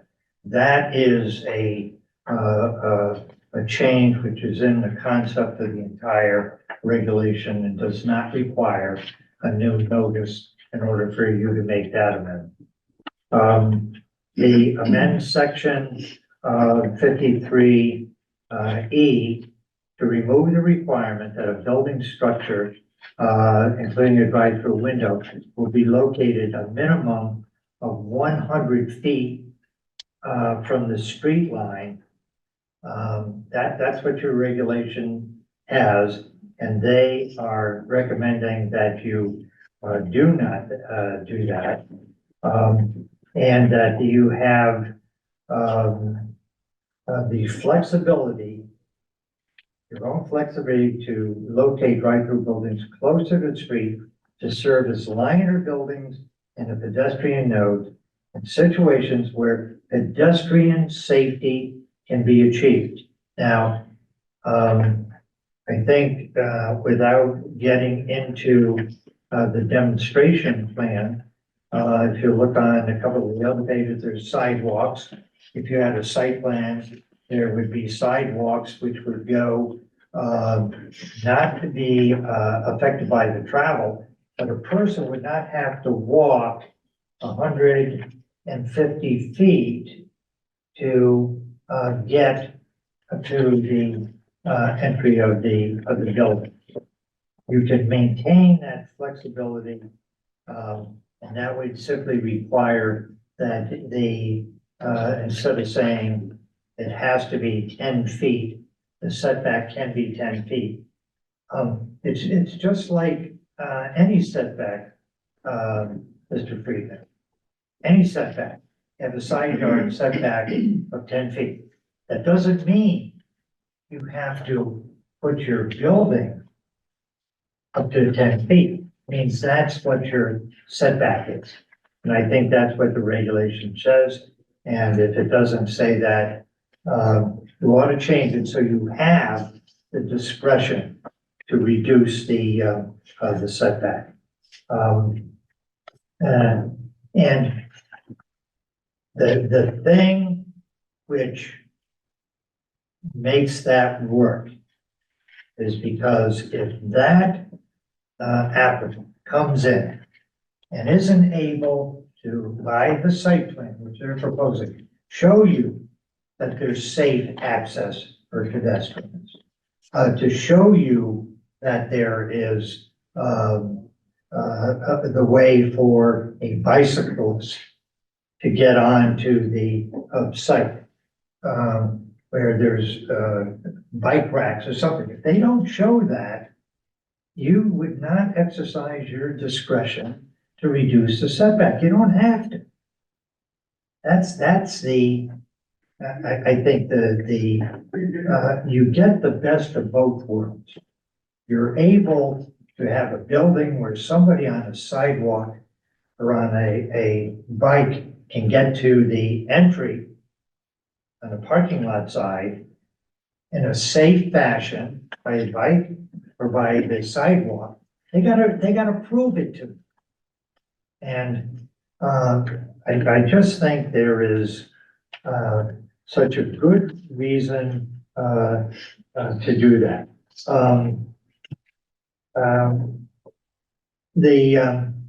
And they say in a future regulation amendment, this is planning commission again, the commission should consider additional landscaping requirements when a line or building is permitted, when a reduced setback of up to 10 feet in a pedestrian node to compensate for the reduction in landscape.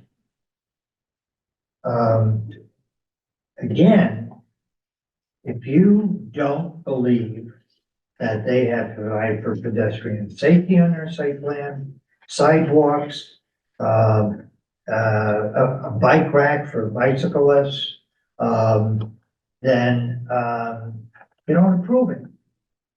But if the concept plans that I've been dealing with want to make available basically one of the things which is a good thing by the Dunkin' Donuts is they have a bus stop there. They have a transit district bus stop. There was some consideration of putting a transit district bus stop inside the Max's place, come off the street and have a transit district. There's where you're gonna get the pedestrians. It's not so much the people that are gonna walk along the Boston Post Road from a residential district. It's gonna be people that either have bikes or are gonna get on that transit district bus. I'm simply imploring you to give yourself the ability to come up with a good plan which works, and don't approve it if it doesn't work. Don't approve it. As a citizen, don't want to see stuff chock-a-block, everybody little small lots. I also don't want to see potential shopping centers which are under stress fail because they are not able to get customers there. Drive-through windows are one of the things that attract people. And it's not necessarily that it's people that come in, get their stuff and leave. Mr. Prevost at the planning commission, when they were talking about the stacking lanes, and he said, well, I think there should be some spaces, nearby. We didn't agree about eliminating 10 additional spaces if you have a takeout window. And this brings, when I go there, like I was something, I'll go into a parking space and finish eating it. I'm not gonna be eating it while I'm driving, you know? So people do come and stop, go into parking spaces, and those people, will go to Kohl's or Big Y or any of the other, shops that there may be. And we're talking about, three restaurants, regardless of how big your lot is, you're only gonna get three. And get one bank, with, I don't think that what the, planning commission has, given you, I think it's reasonable. And I think it says what the, regional planning agent Torrance Down said in his report. I think you have that. November 31st, Torrance said in his letter, November 30th, I think, not 30. He said that, basically, you're trying to control unwanted proliferation. And I think that this does that, because there is a limit, stringent limit on the size of the lot. And if you have multiple, you have to have 90,000 square feet for each one of them. And he says, the unwanted proliferation, and you're doing that, but at the same time to recognize the need for the dynamics of this particular use. Are you in possession of the letter that you provided today or that you can? Another one from Lawrence. There's another one, just, do Yeah. you want to see that letter? Which next one? Yeah. Yeah, he's got one. Okay. Yeah.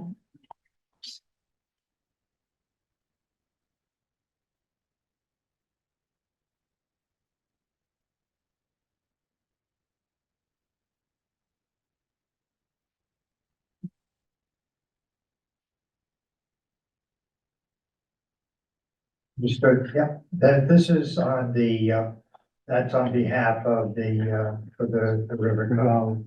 For the council. Yeah. On the council, Lower Connecticut River Valley Council of Government. Yeah. Right. Yeah. The river. Yeah, I don't think that is inconsistent. He says, what are the, particularly the intermunicipal, impacts on the thing, but Just wanted to make sure you saw it. thank you, I appreciate that. So it's that's kind of, what I think. And, if you follow those, and, we have, there were a number of other objections, which we asked you to change your regulation to 11 of them. And if you adopt these, with the proviso that the setback issue, pedestrian note setback be up to 10 feet. We're fine with that. It puts a severe limitation, but it does not, doesn't kill the development of the property. I'm happy answer any questions. Any additional questions? Any additional questions for Tony or Roy? Not at this time, no. Thank you. Okay, thank you.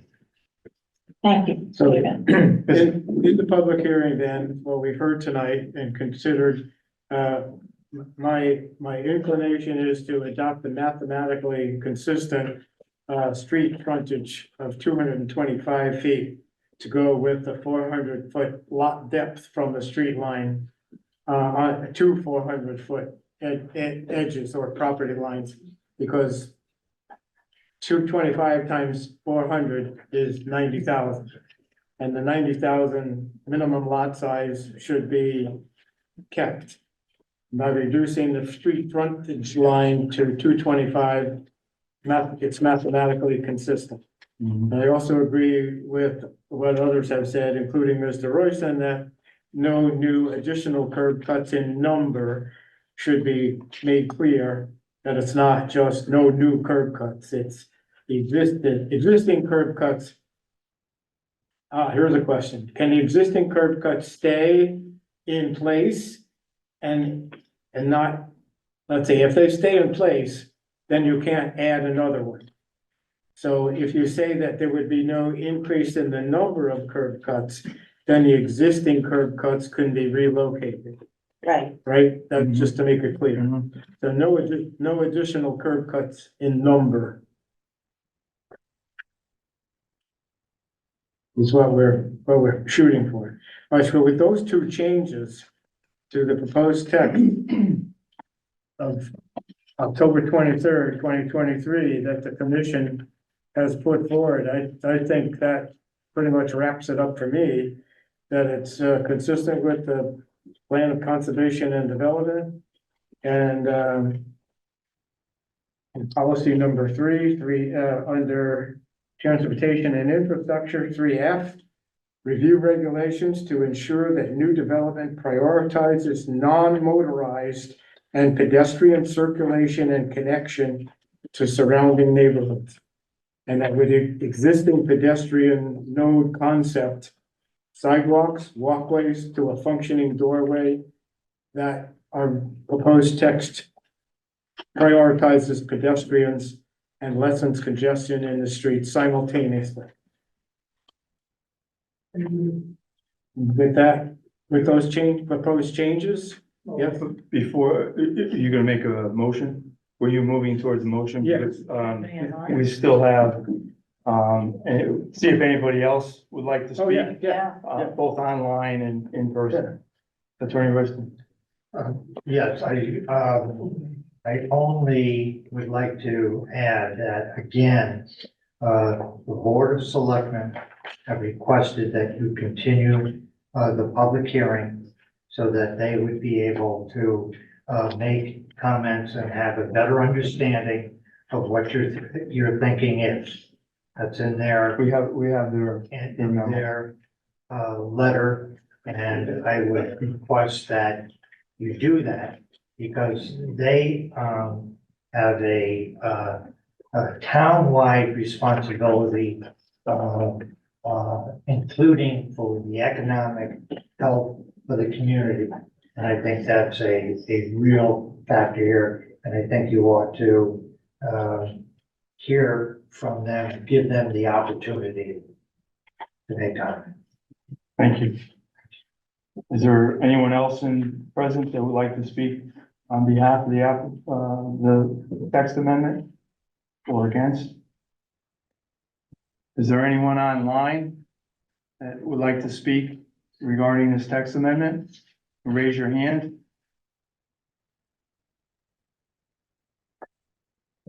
None appearing? I have a question. for Yes. Mr. Royston.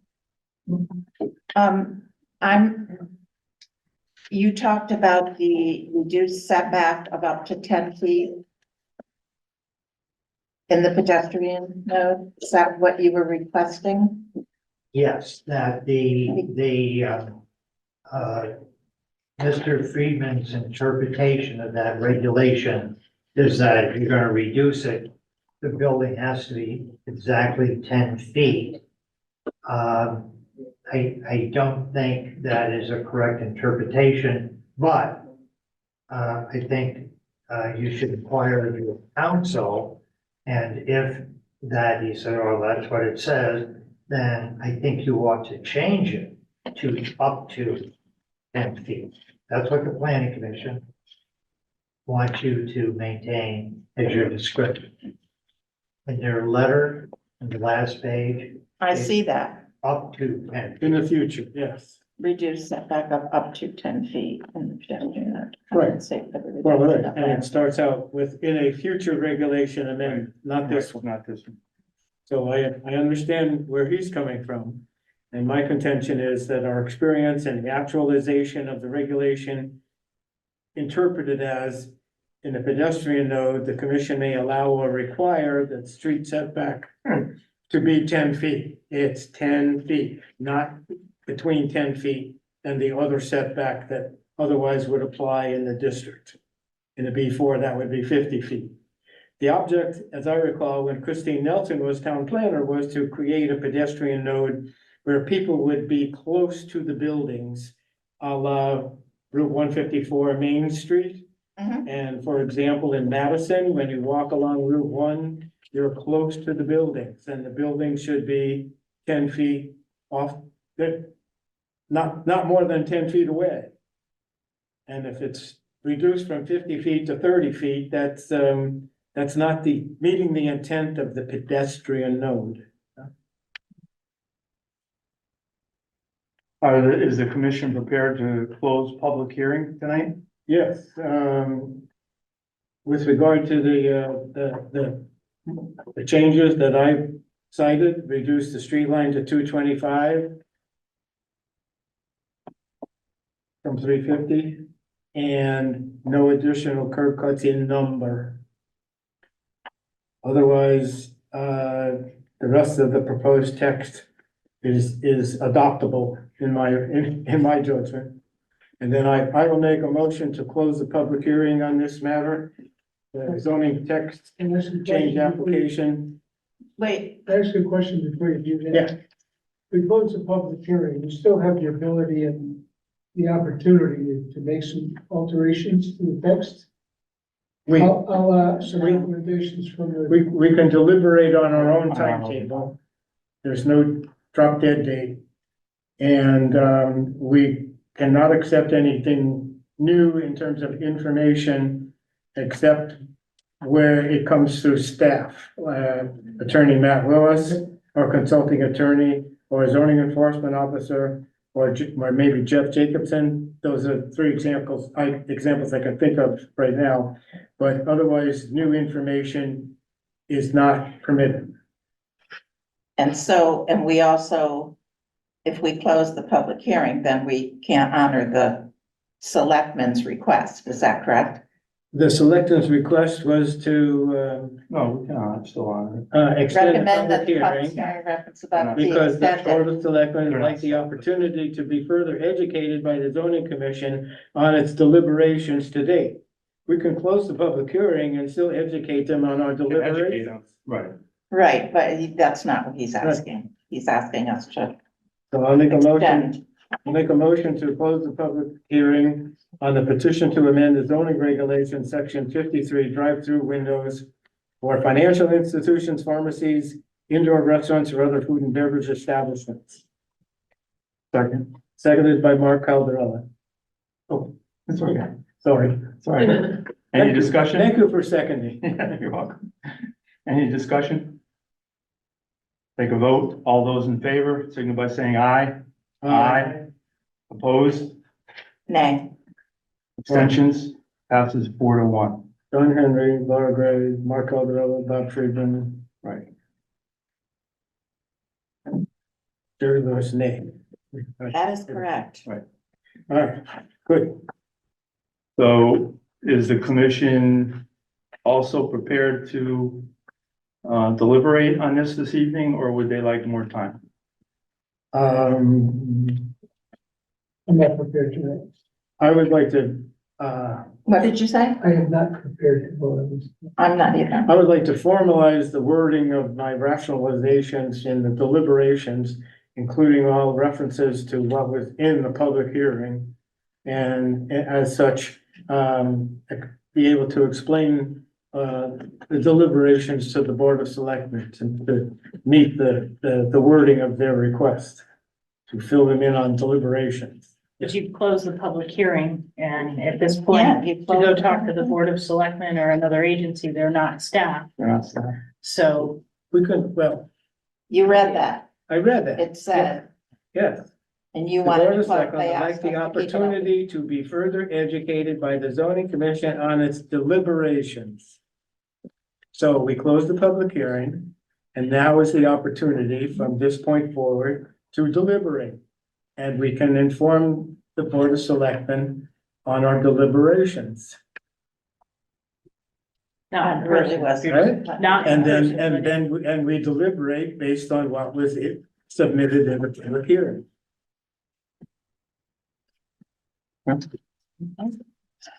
No?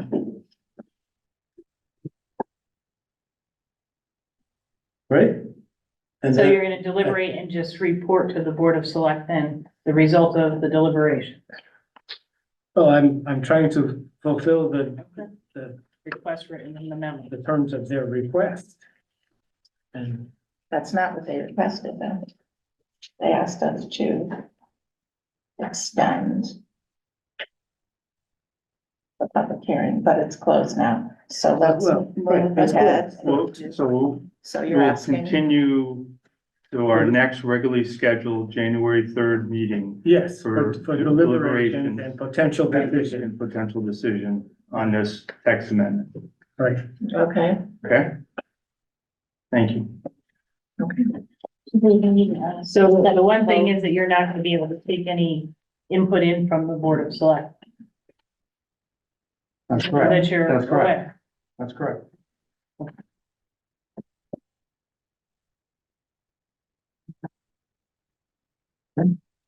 Why don't you hold it, I'm just gonna, I'll call our council and move Okay. on to the next.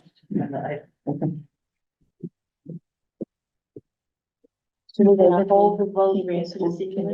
Huh? David was raising his Oh, hand, can he speak? Yes, public hearing is closed. I understand. I'm not giving you any Okay. new evidence or Okay. advocacy or anything. But to just make you aware that the first selectman is an ex officio member That's correct. of the commission without a vote. Right. So, you may want to be here.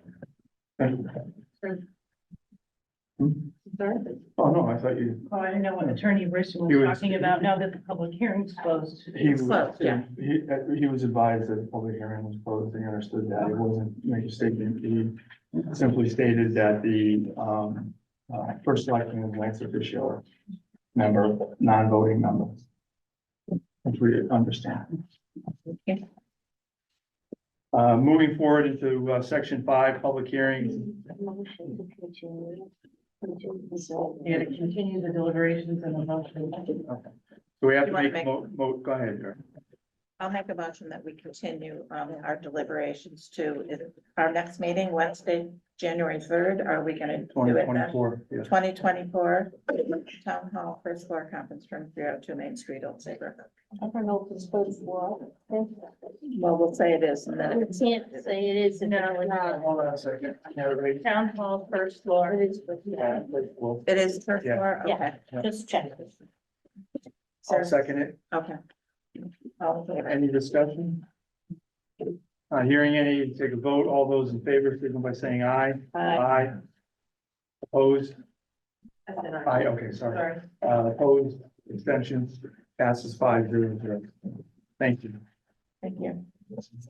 Moving on to section 5, public hearings, the Van Wilgen Garden Center application for special exception use for a garden and center development with 2 seasonal greenhouses, shed, outdoor display area, and parking.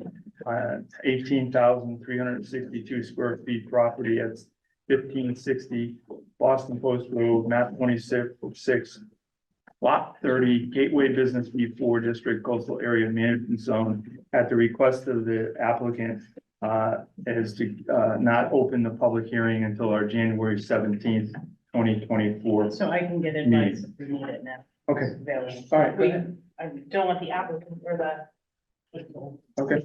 So, Hi, Bob. How are you? Good, how you doing? Good, thank you. Haven't seen you in a long time. Moving on to, section 5, public hearings, item B, shoreline Hyundai application for modification to special exception to permit a 3,242 square foot addition for a new vehicle delivery and drop off area, septic and parking improvements and installation of landscaping. 253 Middlesex Turnpike, map 52, lot 63-4, Gateway Business B4 District. Applicant Middlesex Turnpike Realty LLC, agent Aaron D. Schumacher, PE. Action, open public hearing, continue or close by January 17th, 2024, no later than January 21st, 2024. And I believe Mr. Doan is here to speak on behalf of the applicant. Good evening. Good evening. Just one, change. I think you said, 253, but 235 is the address.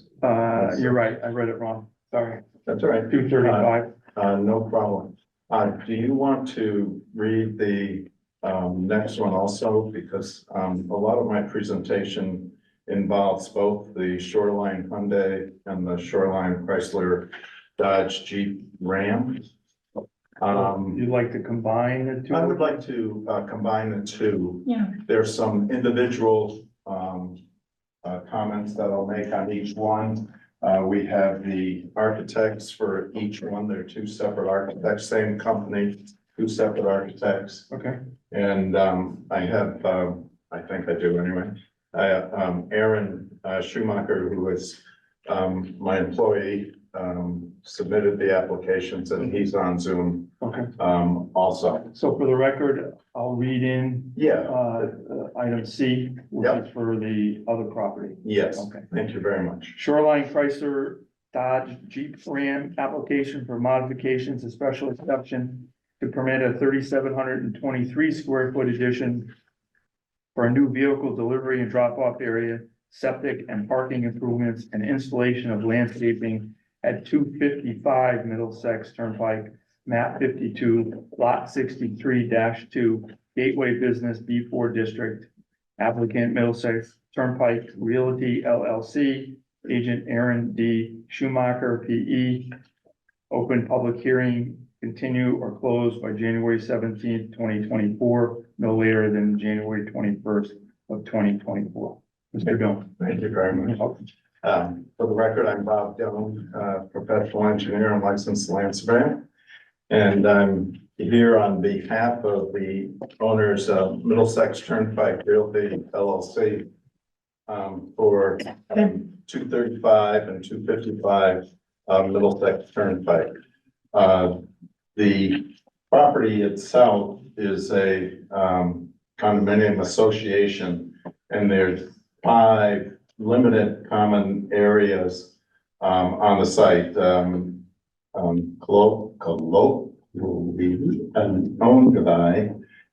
Known by as the auto home. And it consists of 5 dealerships. We are occupying unit number 4 or building number 4 and building number 3. The Shoreline Hyundai is on the south and the Shoreline Chrysler Dodge Jeep Ram is to the north. The significance of this exhibit that I have, which is sheet 1 of 4 of both applications, is to identify the common limited common area, and that's 2.53 acres for the Hyundai and 2.48 acres for the Chrysler Jeep, Chrysler Dodge, Ram, and Jeep. And those businesses control those 2.5 acres each, and that's their entire area that is controlled by the dealership. Not in their control is a request from the manufacturer saying, you guys have to do a facelift on your building. So they're here because of the car dealers mandating a facelift for each building. So we are doing that, and they are the applicants doing this. And before you, you have the architectural plans for the facelift. We have been before the health department because we do have additions. And now I'll go specifically on to the Hyundai first, because that's the first item. We have an addition on the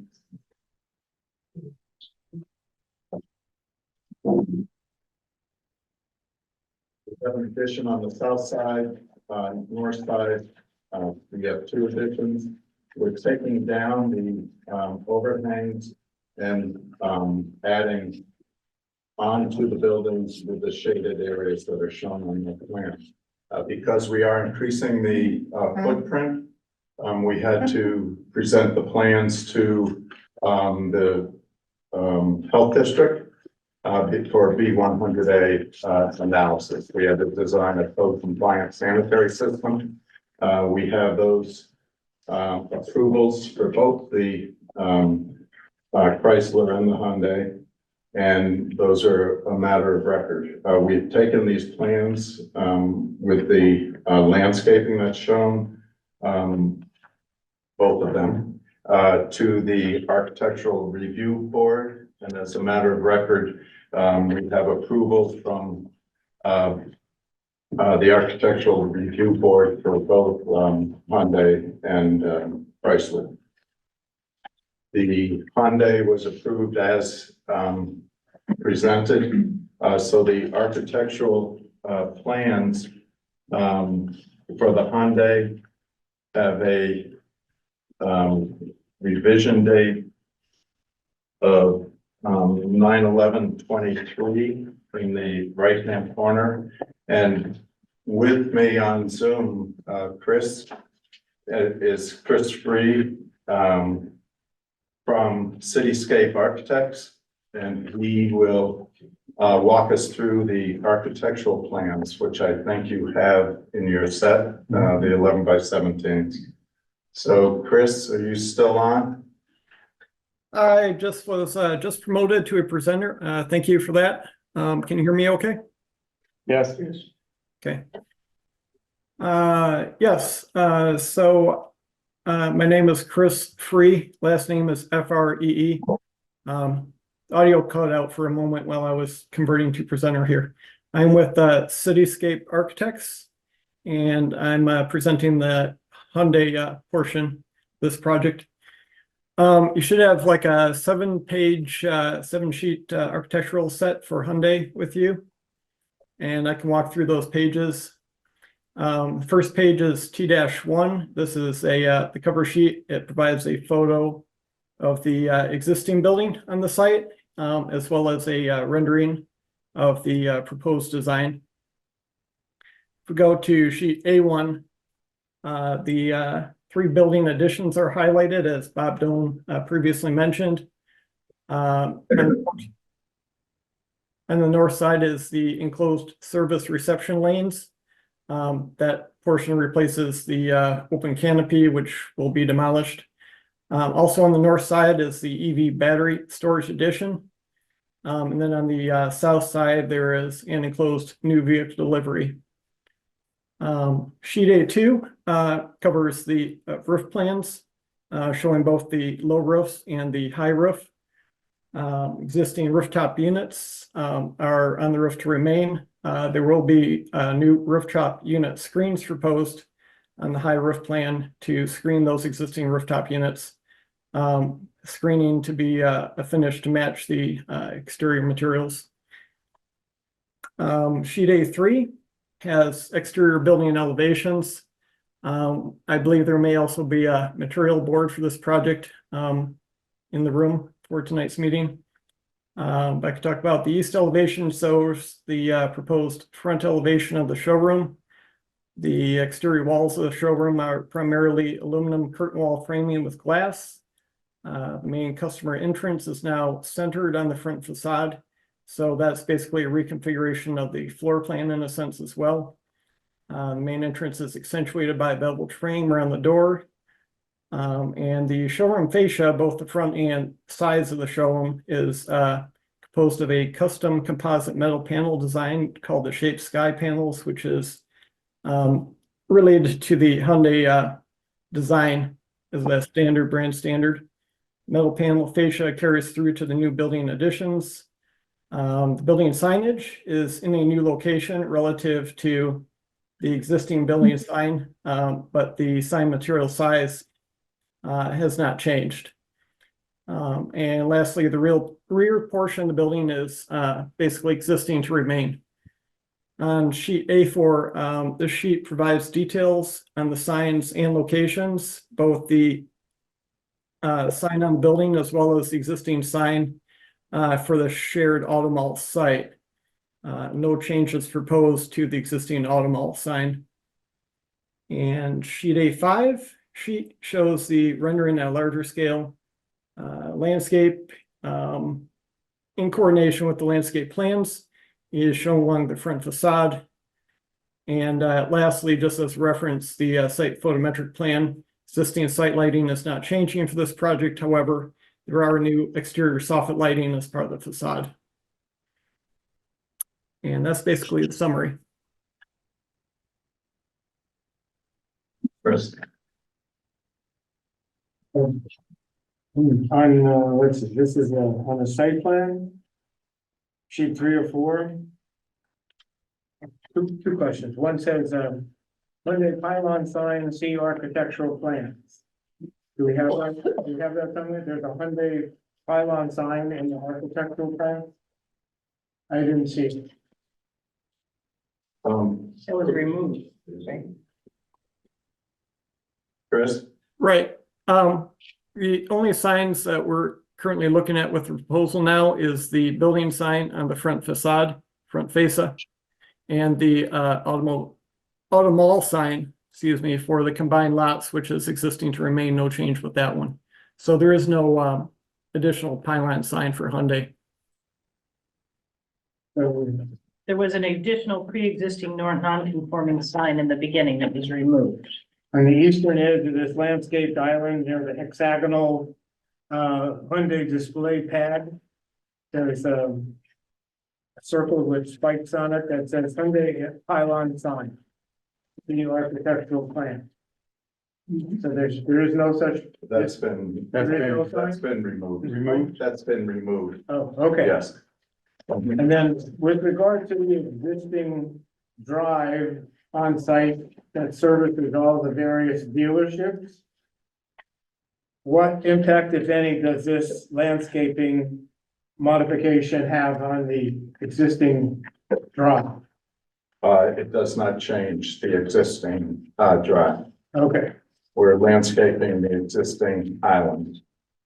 all right. And Bob, now that as you mentioned that, with the existing drives, I did a fire truck apparatus check on it, and that's part of your record, showing that the existing driveways do indeed work for your ladder truck, providing access to completely around the building. Good idea, that was good. You want me to go on to the Jeep one? Do you want me to discuss the Jeep now? Yeah. 'Cause I have with me also on Zoom is Jamie Fischler, the also from City State, but the architect for the Chrysler building.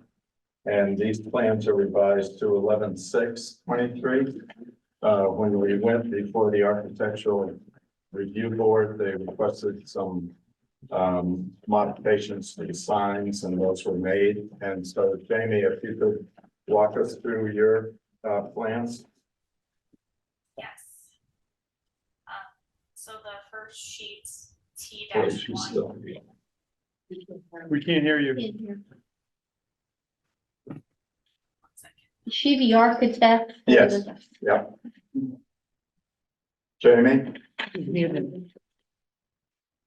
think you're muted. Can you hear me? Faintly. Faintly. Just faintly we can. Okay, can you hear me now? Is it better? That's Yeah, better. much Yep, better. thank you, Jamie. Okay, sorry about that. My name is Jamie Tischler. I'm with Cityscape Architects. We're reviewing the Shoreline, Chrysler, Dodge, Jeep, and Ram plans. So the first sheet, T-1, is our title sheet.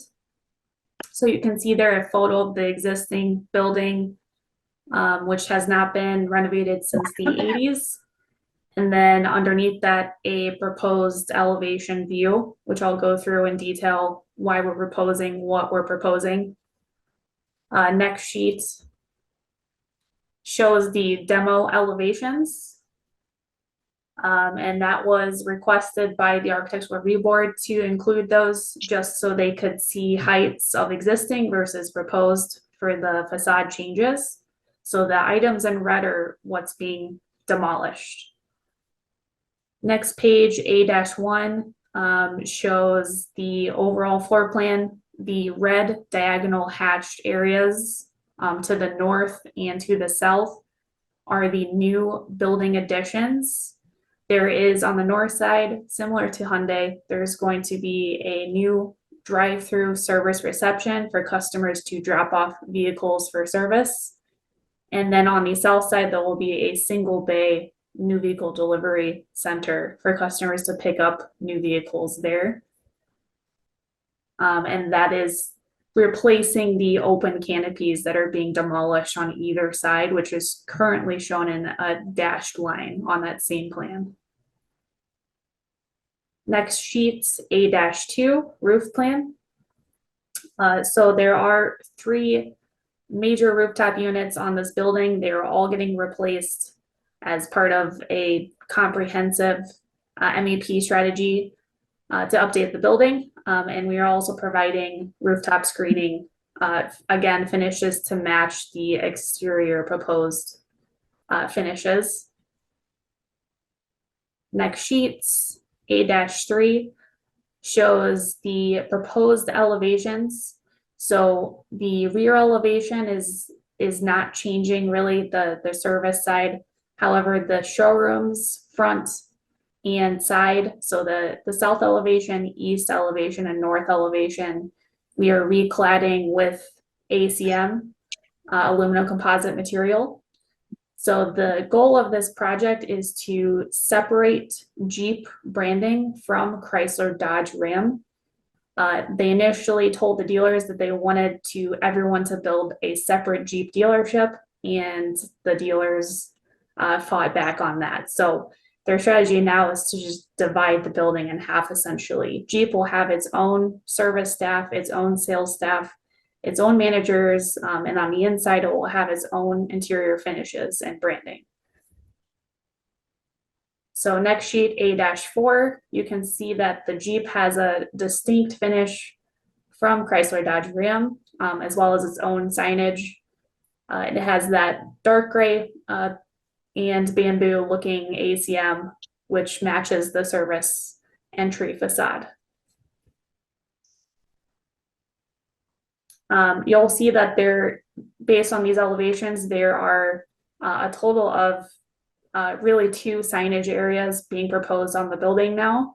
The Architectural Review Board requested that we remove the service signage off the north side addition, just based on the fact that it was increasing nonconformity of their existing signage.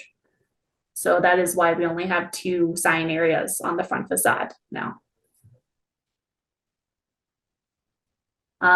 With that change, in order to make it a little bit less confusing for people arriving to the site to know where to drop off their vehicles, the Architectural Review Board did permit us to provide a directional sign.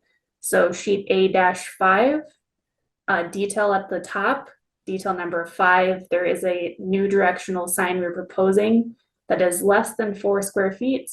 There's no branding on it, and it's pointing us to that location where customers should drop off their vehicles, as opposed to having a building sign.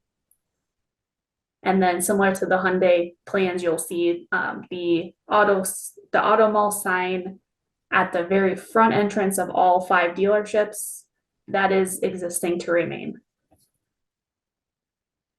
And then I should also note that the lot sign that was labeled Shoreline Sales Parts and Service that was out in front of the property is being removed.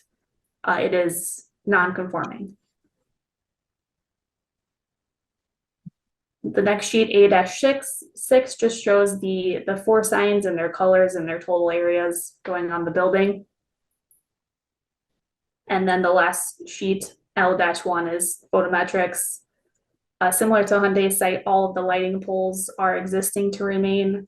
We are adding new wall packs just to comply with building codes at the new building additions. And I think that's it for my presentation. Thanks, Jen. Same question with regard to the changes in the landscape island along the internal site drive. Even to accommodate the turning of the fire vehicles. Is there any change to the paved area of the common drive? There's not. No change. It looks to me like the landscape island has changed a little in terms of the south end of the landscape front. Has that changed? Yeah, those are the, initially the islands were drawn from the original as-built back in 89, I think it was. That was before I started. So I was here before you. I didn't start on going until 1990. Oh, gee, And that was BBA. What the heck, Bob? You may be old enough. No, The original application that was approved in 1989 went to the zoning board of which is appeals zoning board of appeals Based for on the statute, dealerships. Yeah, then, and maybe now again, but yeah. not in the interim. In any event, the islands that are shown to be landscaped are the ones from our survey that we did this year. And so those are the accurate locations. The reason I didn't change the lines from the previous survey is because they're tied into the condominium document that shows the common areas, okay? Oh, okay. So there's a slight You have the original? offset. Of Do you have the original approved plans? course I do, I drew them. Because they're not, They're hand drawn. Wow. Who knew? Yeah, I can.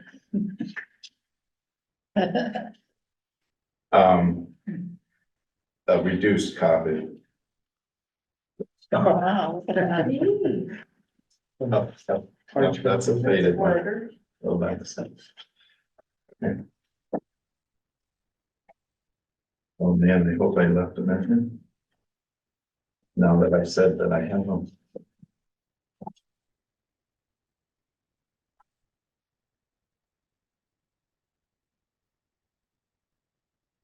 '87. Wow. These are reduced copies of the, I think those were sepias. Yeah. And you can see how these should, This is the 1988, and you can see how these show the islands as well as the building locations, et cetera. And this is how we drafted the condominium documents. Okay, no, They just don't, they don't align 100% with the, existing islands. Okay.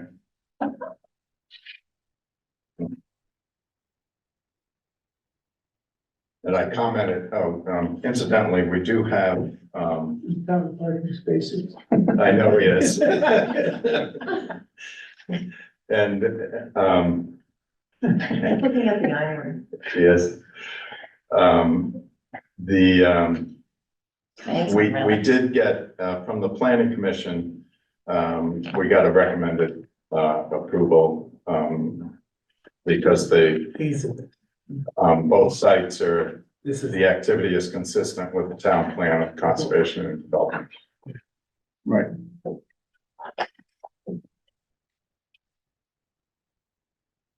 You can have that if you want to frame it. It seems that they're missing from the files. Are these the missing ones? I don't know. I haven't seen those. They're in Bob's vault. Bob don't vault. My fault. Whoa. I can't go there. Yeah, we can have it. Yeah. But in any event, that's our story. And, be happy to answer any questions that, you can have those, Chris. Okay, you check. Yes, I'm gonna frame them. please, please. Score one place. Yeah. And, so, Nice. I'm happy to answer any, questions that. There's, in small letters, there's a parapet height, various places. And then there's, I see there's screening for utilities as part of this application. That's good. And, what's the height of the topmost level of the screening for the utilities on the roof? Yeah. Okay, Jamie and Chris, It's all the building. can you answer that? Regarding the Hyundai project for the screening on the roof, we haven't finalized our construction details for those yet, but the intent is for the screens to be as high as the units, so the visibility of the units from street level is not visible. Yes, and it's You hear this, that? Not to exceed 35 is. Not- yeah. 35 is the, Yeah. it'll be under 35. Good. And that's the same for For both. both buildings, right? Yeah. Yeah. Mhm. Any other? What's this, when we're looking at the Hyundai, there's a 3,000 gallon holding tank. Yes, there is. What is it? There are floor drains in both buildings. Actually, both buildings have a 3,000 gallon holding tank. I didn't see it. From the floor drain. It's a waterproof tank. And there's a predecessor to that. There's a 1,000 gallon tank that floor drains go into prior to the 3,000 gallon tank. The first tank is to intercept the sands and the whatever goes in there, yeah. And then these get pumped on a routine basis. And it's all a lot of it goes up to I'm not exactly sure who the contractor is here, but I know in Essex for our town garage tanks, we take it up to the Deep River sewer. Sounds good. I'm not sure where these go, but both of these buildings,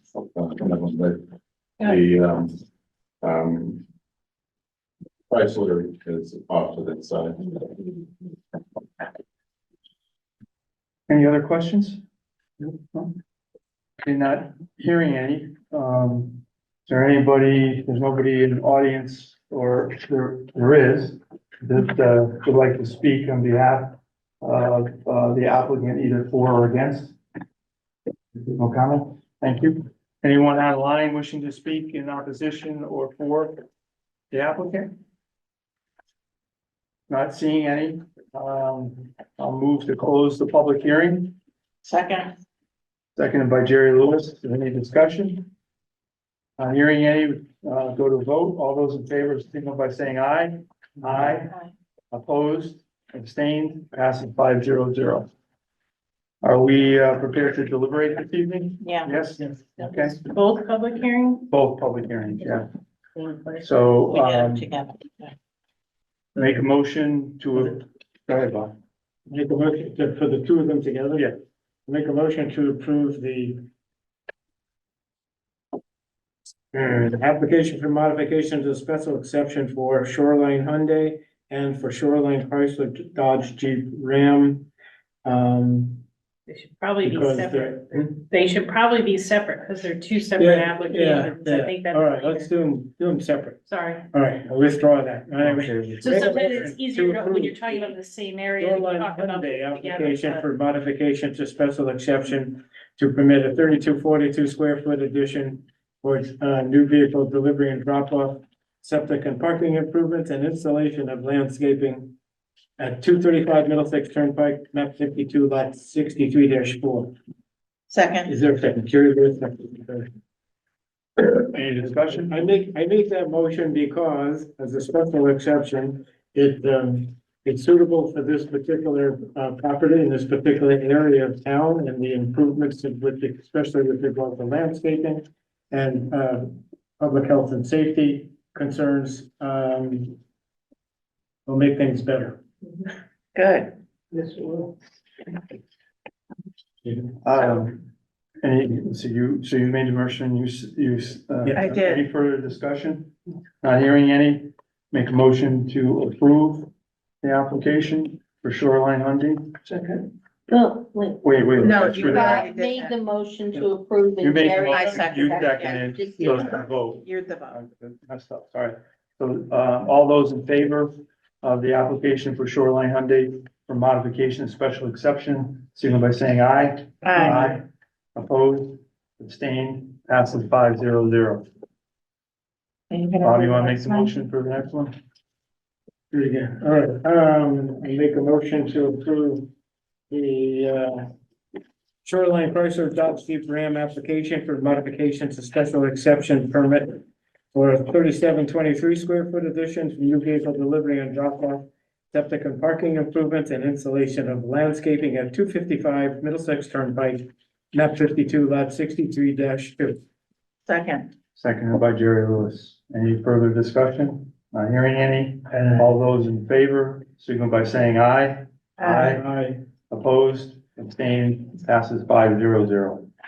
Thank you very Very much. much. Thank you. Nice to Nice see to you, see you. Bob. Yeah, take care. Merry Christmas. Yeah, Merry Christmas, Happy Holidays. Yeah. Thank you. Thank you. Yeah, it's what it- yeah. I don't think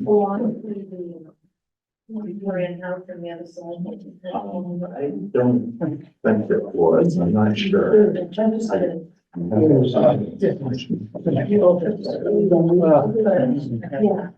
Oh, is it side note while Bob's? Is a side note while Bob's here, Yeah. the applicants have actually offered to make arrangements to have the auto mall condominium owners come in, so there's been some changes in ownership at the condo. And to talk about, our landscaping regulations and maybe some improvements, Nice. to the common areas. For the overall site, it involves the 5 owners of each. Yeah. Wow. So it's awkward, but we can't get street trees there. There should be street trees along Middlesex Turnpike. But with the way that it's works, there's no overall site review for what non-conforming and should be upgraded. So they're gonna come in and meet with us on February 5th to discuss the regulations and potentially some reductions in the nonconformities to add some landscaping, maybe not all that we would like. But they'd like us to educate them on the regulation. If that's something you'd like to do. Yes. Yeah, Chris- absolutely. Chris told me that there were no plans available for this location in the ZBA approval records We, until now. well, not landscaping plans, we couldn't find those. Right. Bob was hunting with us Yes. You don't have those, do you? and Aaron. Christmas present. Thank you very much. Thank you. Thank you, We'll Bob. see you on the fifth of Okay. February. See you. See you. Moving on to item 6, committee representative and staff reports. Chris? So I'll make it quick. I know we've had a long night. The Gulf Station at 685 Boston Post Road. They have a request.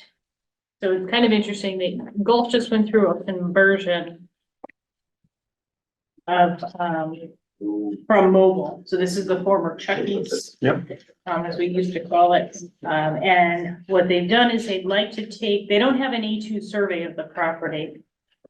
And I guess the Gulf operations for the gas station run differently than the person who runs the convenience store. So they'd like to take, and I emailed this plan. Which is a sketch. A sketch. They'd like to take one of the parking spaces in the front to put a vacuum. Oh, yeah. So, The one closest to Route 1 on the former Correct. Webster Bank site. Yeah. so I said I was a little bit concerned because they'd have to bring it to the commission, especially because you don't have a survey. And what's in the plan says there really hasn't been any reviews probably since the early 70s. And there's a number of nonconformities. So I didn't get to the point of calculating the square footage of the convenience store area and the footage per pump, because I wanted to talk to you initially to see which way you wanted to go with this. Is this a minor modification? Is it, do you want them to get the full survey? There is some plans from a consulting firm that relate to the pumps and, They just did the pumps a few years ago, right? Didn't they think that whole? so what I'm learning is that, the pumps were redone and they just redid the signage. And that's Gulf. The convenience store, from what I'm being told, is operated separately, and the idea is the folks who are running the convenience store would like to add the vacuum, and they operate separate than Gulf. So they pretty much lease the area. It doesn't take away a parking space essentially. It does. does. It does. Well, it does, I mean, you can't use it to park, No. No, but You could- nobody's gonna be there vacuuming all day. well, this is kind of the question is, I didn't go through it for conformance with, excuse me, with the building and the pumps for parking, because we have a non-conforming situation, I suspect, and we don't have a survey, so it's gonna come to you one way or the other. So I don't want to say, I kind of wanted to give them some direction as to, in order to do this, at a minimum, you're gonna need to get an A2 survey and go through and show the location before they go any further. But apparently, it's my understanding they already bought the vacuum. So you, It doesn't take a. Gulf owns the property Right, and the convenience store is leased from back to them. this is Okay. what the folks at the convenience store, Okay, so we actually have two parties for one property. correct, And the party that operates the convenience store is the one that wants the vacuum. right, and they purchased the vacuum. We purchased the vacuum. What we don't know is because we don't have the adequate materials to know, like such as the A2 survey, to know where everything is located. There's nothing in the file, huh? That There's shows or nothing there from anything? the 70s, so what Oh. they did is in the they- package that I emailed you, Yeah, there are some maps that were done by a consulting firm, but that has to do with the tank Tanks. replacement. It Right. doesn't show the location of the parking spaces, the donation boxes. Right. There's other There is blocks and things that you can see Yeah, from the that's site. propane. That's the propane operation with the Jersey barriers in the Right. back is unsightly enough. And to think that there would be you know what the vacuum equipment looks like? For auto vac, it's a large cylinder, Right. Uses and yay stuff. high, but It's gonna be right out by that's the gonna street. be close to Route 1. Yeah. That's a highly visible spot. Yeah. Isn't there a better location on the property? Well, I guess that's the proposal that has to do with the electric lines, and then at one point they wanted to put them where the old phone booth was. Even that's not. Where was the old phone booth? It's on Elm Elm Street. Street, Oh, that's right, it was over, it was a drive up. yeah, Oh, which is highly visible as well. I mean, I understand what they're trying to do as far as Sure. the vacuum, and it seems pretty simple, but it's really not that simple because we don't have a survey or anything. Right. And it can't be near the building? Well, They they've should got, not take it near the building. so behind the building, I mean, they have a number of areas that they have electricals and utilities where they have blocks of the parking spaces. And then that's at the rear of the building. Don't they have an air pump on the side? Well, that's broken. Apparently, they're Oh, looking to okay. relocate that to replace that, and then they have propane tanks Yeah. with the Fire. blocks in front of them there. are they staying, the propane tanks? Yeah. And the backside. So my first inclination is to say an A2 survey, which I don't think They're gonna wanna do. they're gonna wanna do, but that's your decision and your call for a vacuum. Well, it's But is it- expensive, is that why they don't wanna do it? I wonder if Gulf doesn't really care about this, or, They got whatever they had on file from Gulf, and that's all these little gas stations. no, I mean, does Gulf care if this Probably not. rental is? It doesn't appear that they do, because if they did, they'd be here with the survey if it was important. Right. And what's the survey called? It's an A2 survey, but it's very expensive. And that's. So typically, all of our applications require the survey because of the degree of accuracy to it. I think given the location of that property and the visibility to Route 1. And that, now you're saying that their, air gauge, they may wanna relocate as well Or replace. or replace. I'd be inclined to request an A2 survey. And come in front of the planning commission Come in. and come in. I think so, so first I was thinking that the vacuum was the same as the parking place, wouldn't bother it, change it. Yeah, But I don't like the idea that it's out there on Route 1, because it's gonna lean back down. yeah.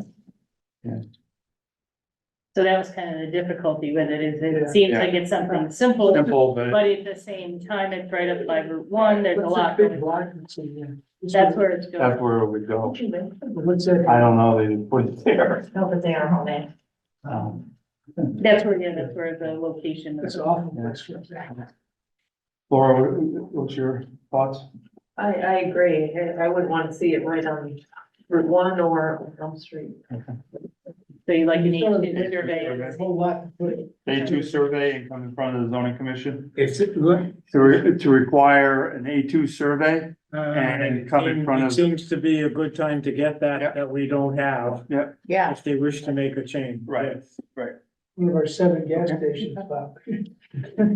So, for your January 18th meeting, it was tentatively talking that there's a group in town, Save Our Shade. And they Yes. wanted to come and speak with the zoning commission, and on the 18th, both the planning commission and the zoning commission are gonna be meeting at the town hall at the same time, and I know they're trying to reach out to different, boards and commissions and agencies. So my thought was, if we had a 6 o'clock special joint meeting of the various boards and commissions, so that Save Our Shade could give their presentation versus having them present 6 times, and have that at 6 o'clock before our 7 o'clock meeting on the 18th. So good idea. I like it. I like Yeah, it. with Very emphasis on the, particular agencies purview it, that zoning should be land use regulations and wetlands is wetlands. And like Captain Conley's letter was appreciated, but it's a lot about environmental and air quality and stuff.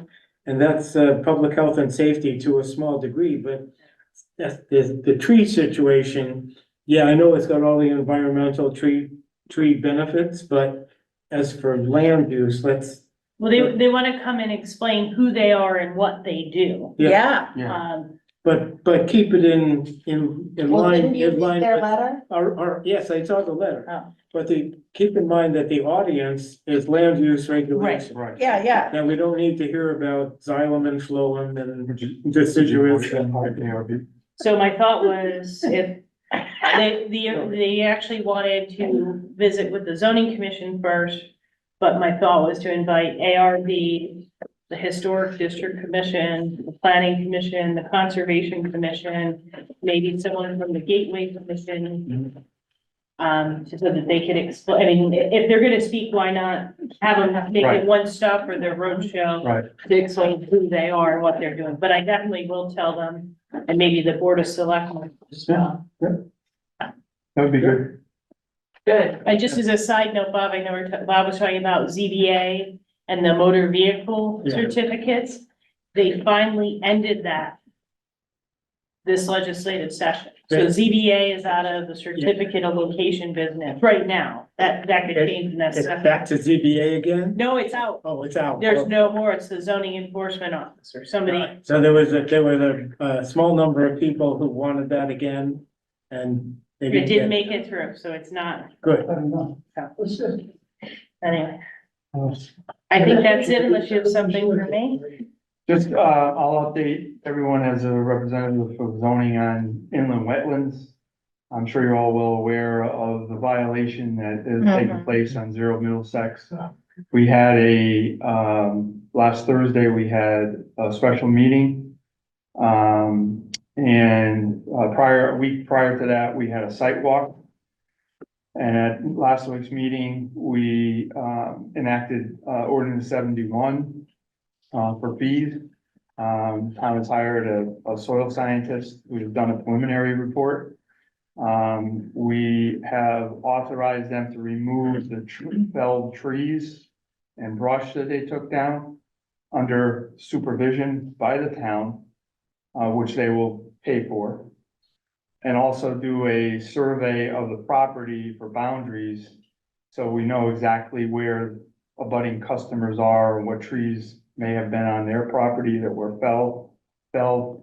And then, they're coming back this Thursday night. We have an hour meeting before the regular inland wetlands meeting to further, detail out those steps. So we know when they're gonna happen and take place, but there was violations, against the permit for inland wetlands, and you correct me if I'm wrong in any of this. They've also encroached on, state of Connecticut DOT property and the town of Old Saybrook. Yes. The soil scientist that the town hired, Bogart? He's new, I don't remember. He's new, you know what I'm saying? And he stated in the meeting last Thursday that in his 33 years of doing this job, this is the worst violation he has ever come across. Yeah. So, that's what's there. It's gonna be an ongoing, it's gonna take a few months to get it, to a point, where it can, be repaired. There's emphasis on, let's not just put 4-foot abrevieties back in the ground. Let's try and put back something substantial that's gonna add to that, because it's almost open. I don't know if any of you have seen it or not, but it's almost open right to the 95 exit. Yeah. So Yeah. all the budding customer or property owners, they don't have any privacy anymore. So terrible. It's terrible. Yeah, it is really What bad. about Sheffield Street? I What he did there? well, he was stopped. He was, So there's nothing, He started to, nope, there's nothing Clean up. going on right now. oh, nothing with that, just he ceased and desist and that's it. There's no cease and Oh. desist. We Oh. settled the lawsuit, and there's no activity beyond the scope of any permit. Okay. Well, there's no permit, there's no activity There's right no now activity. required.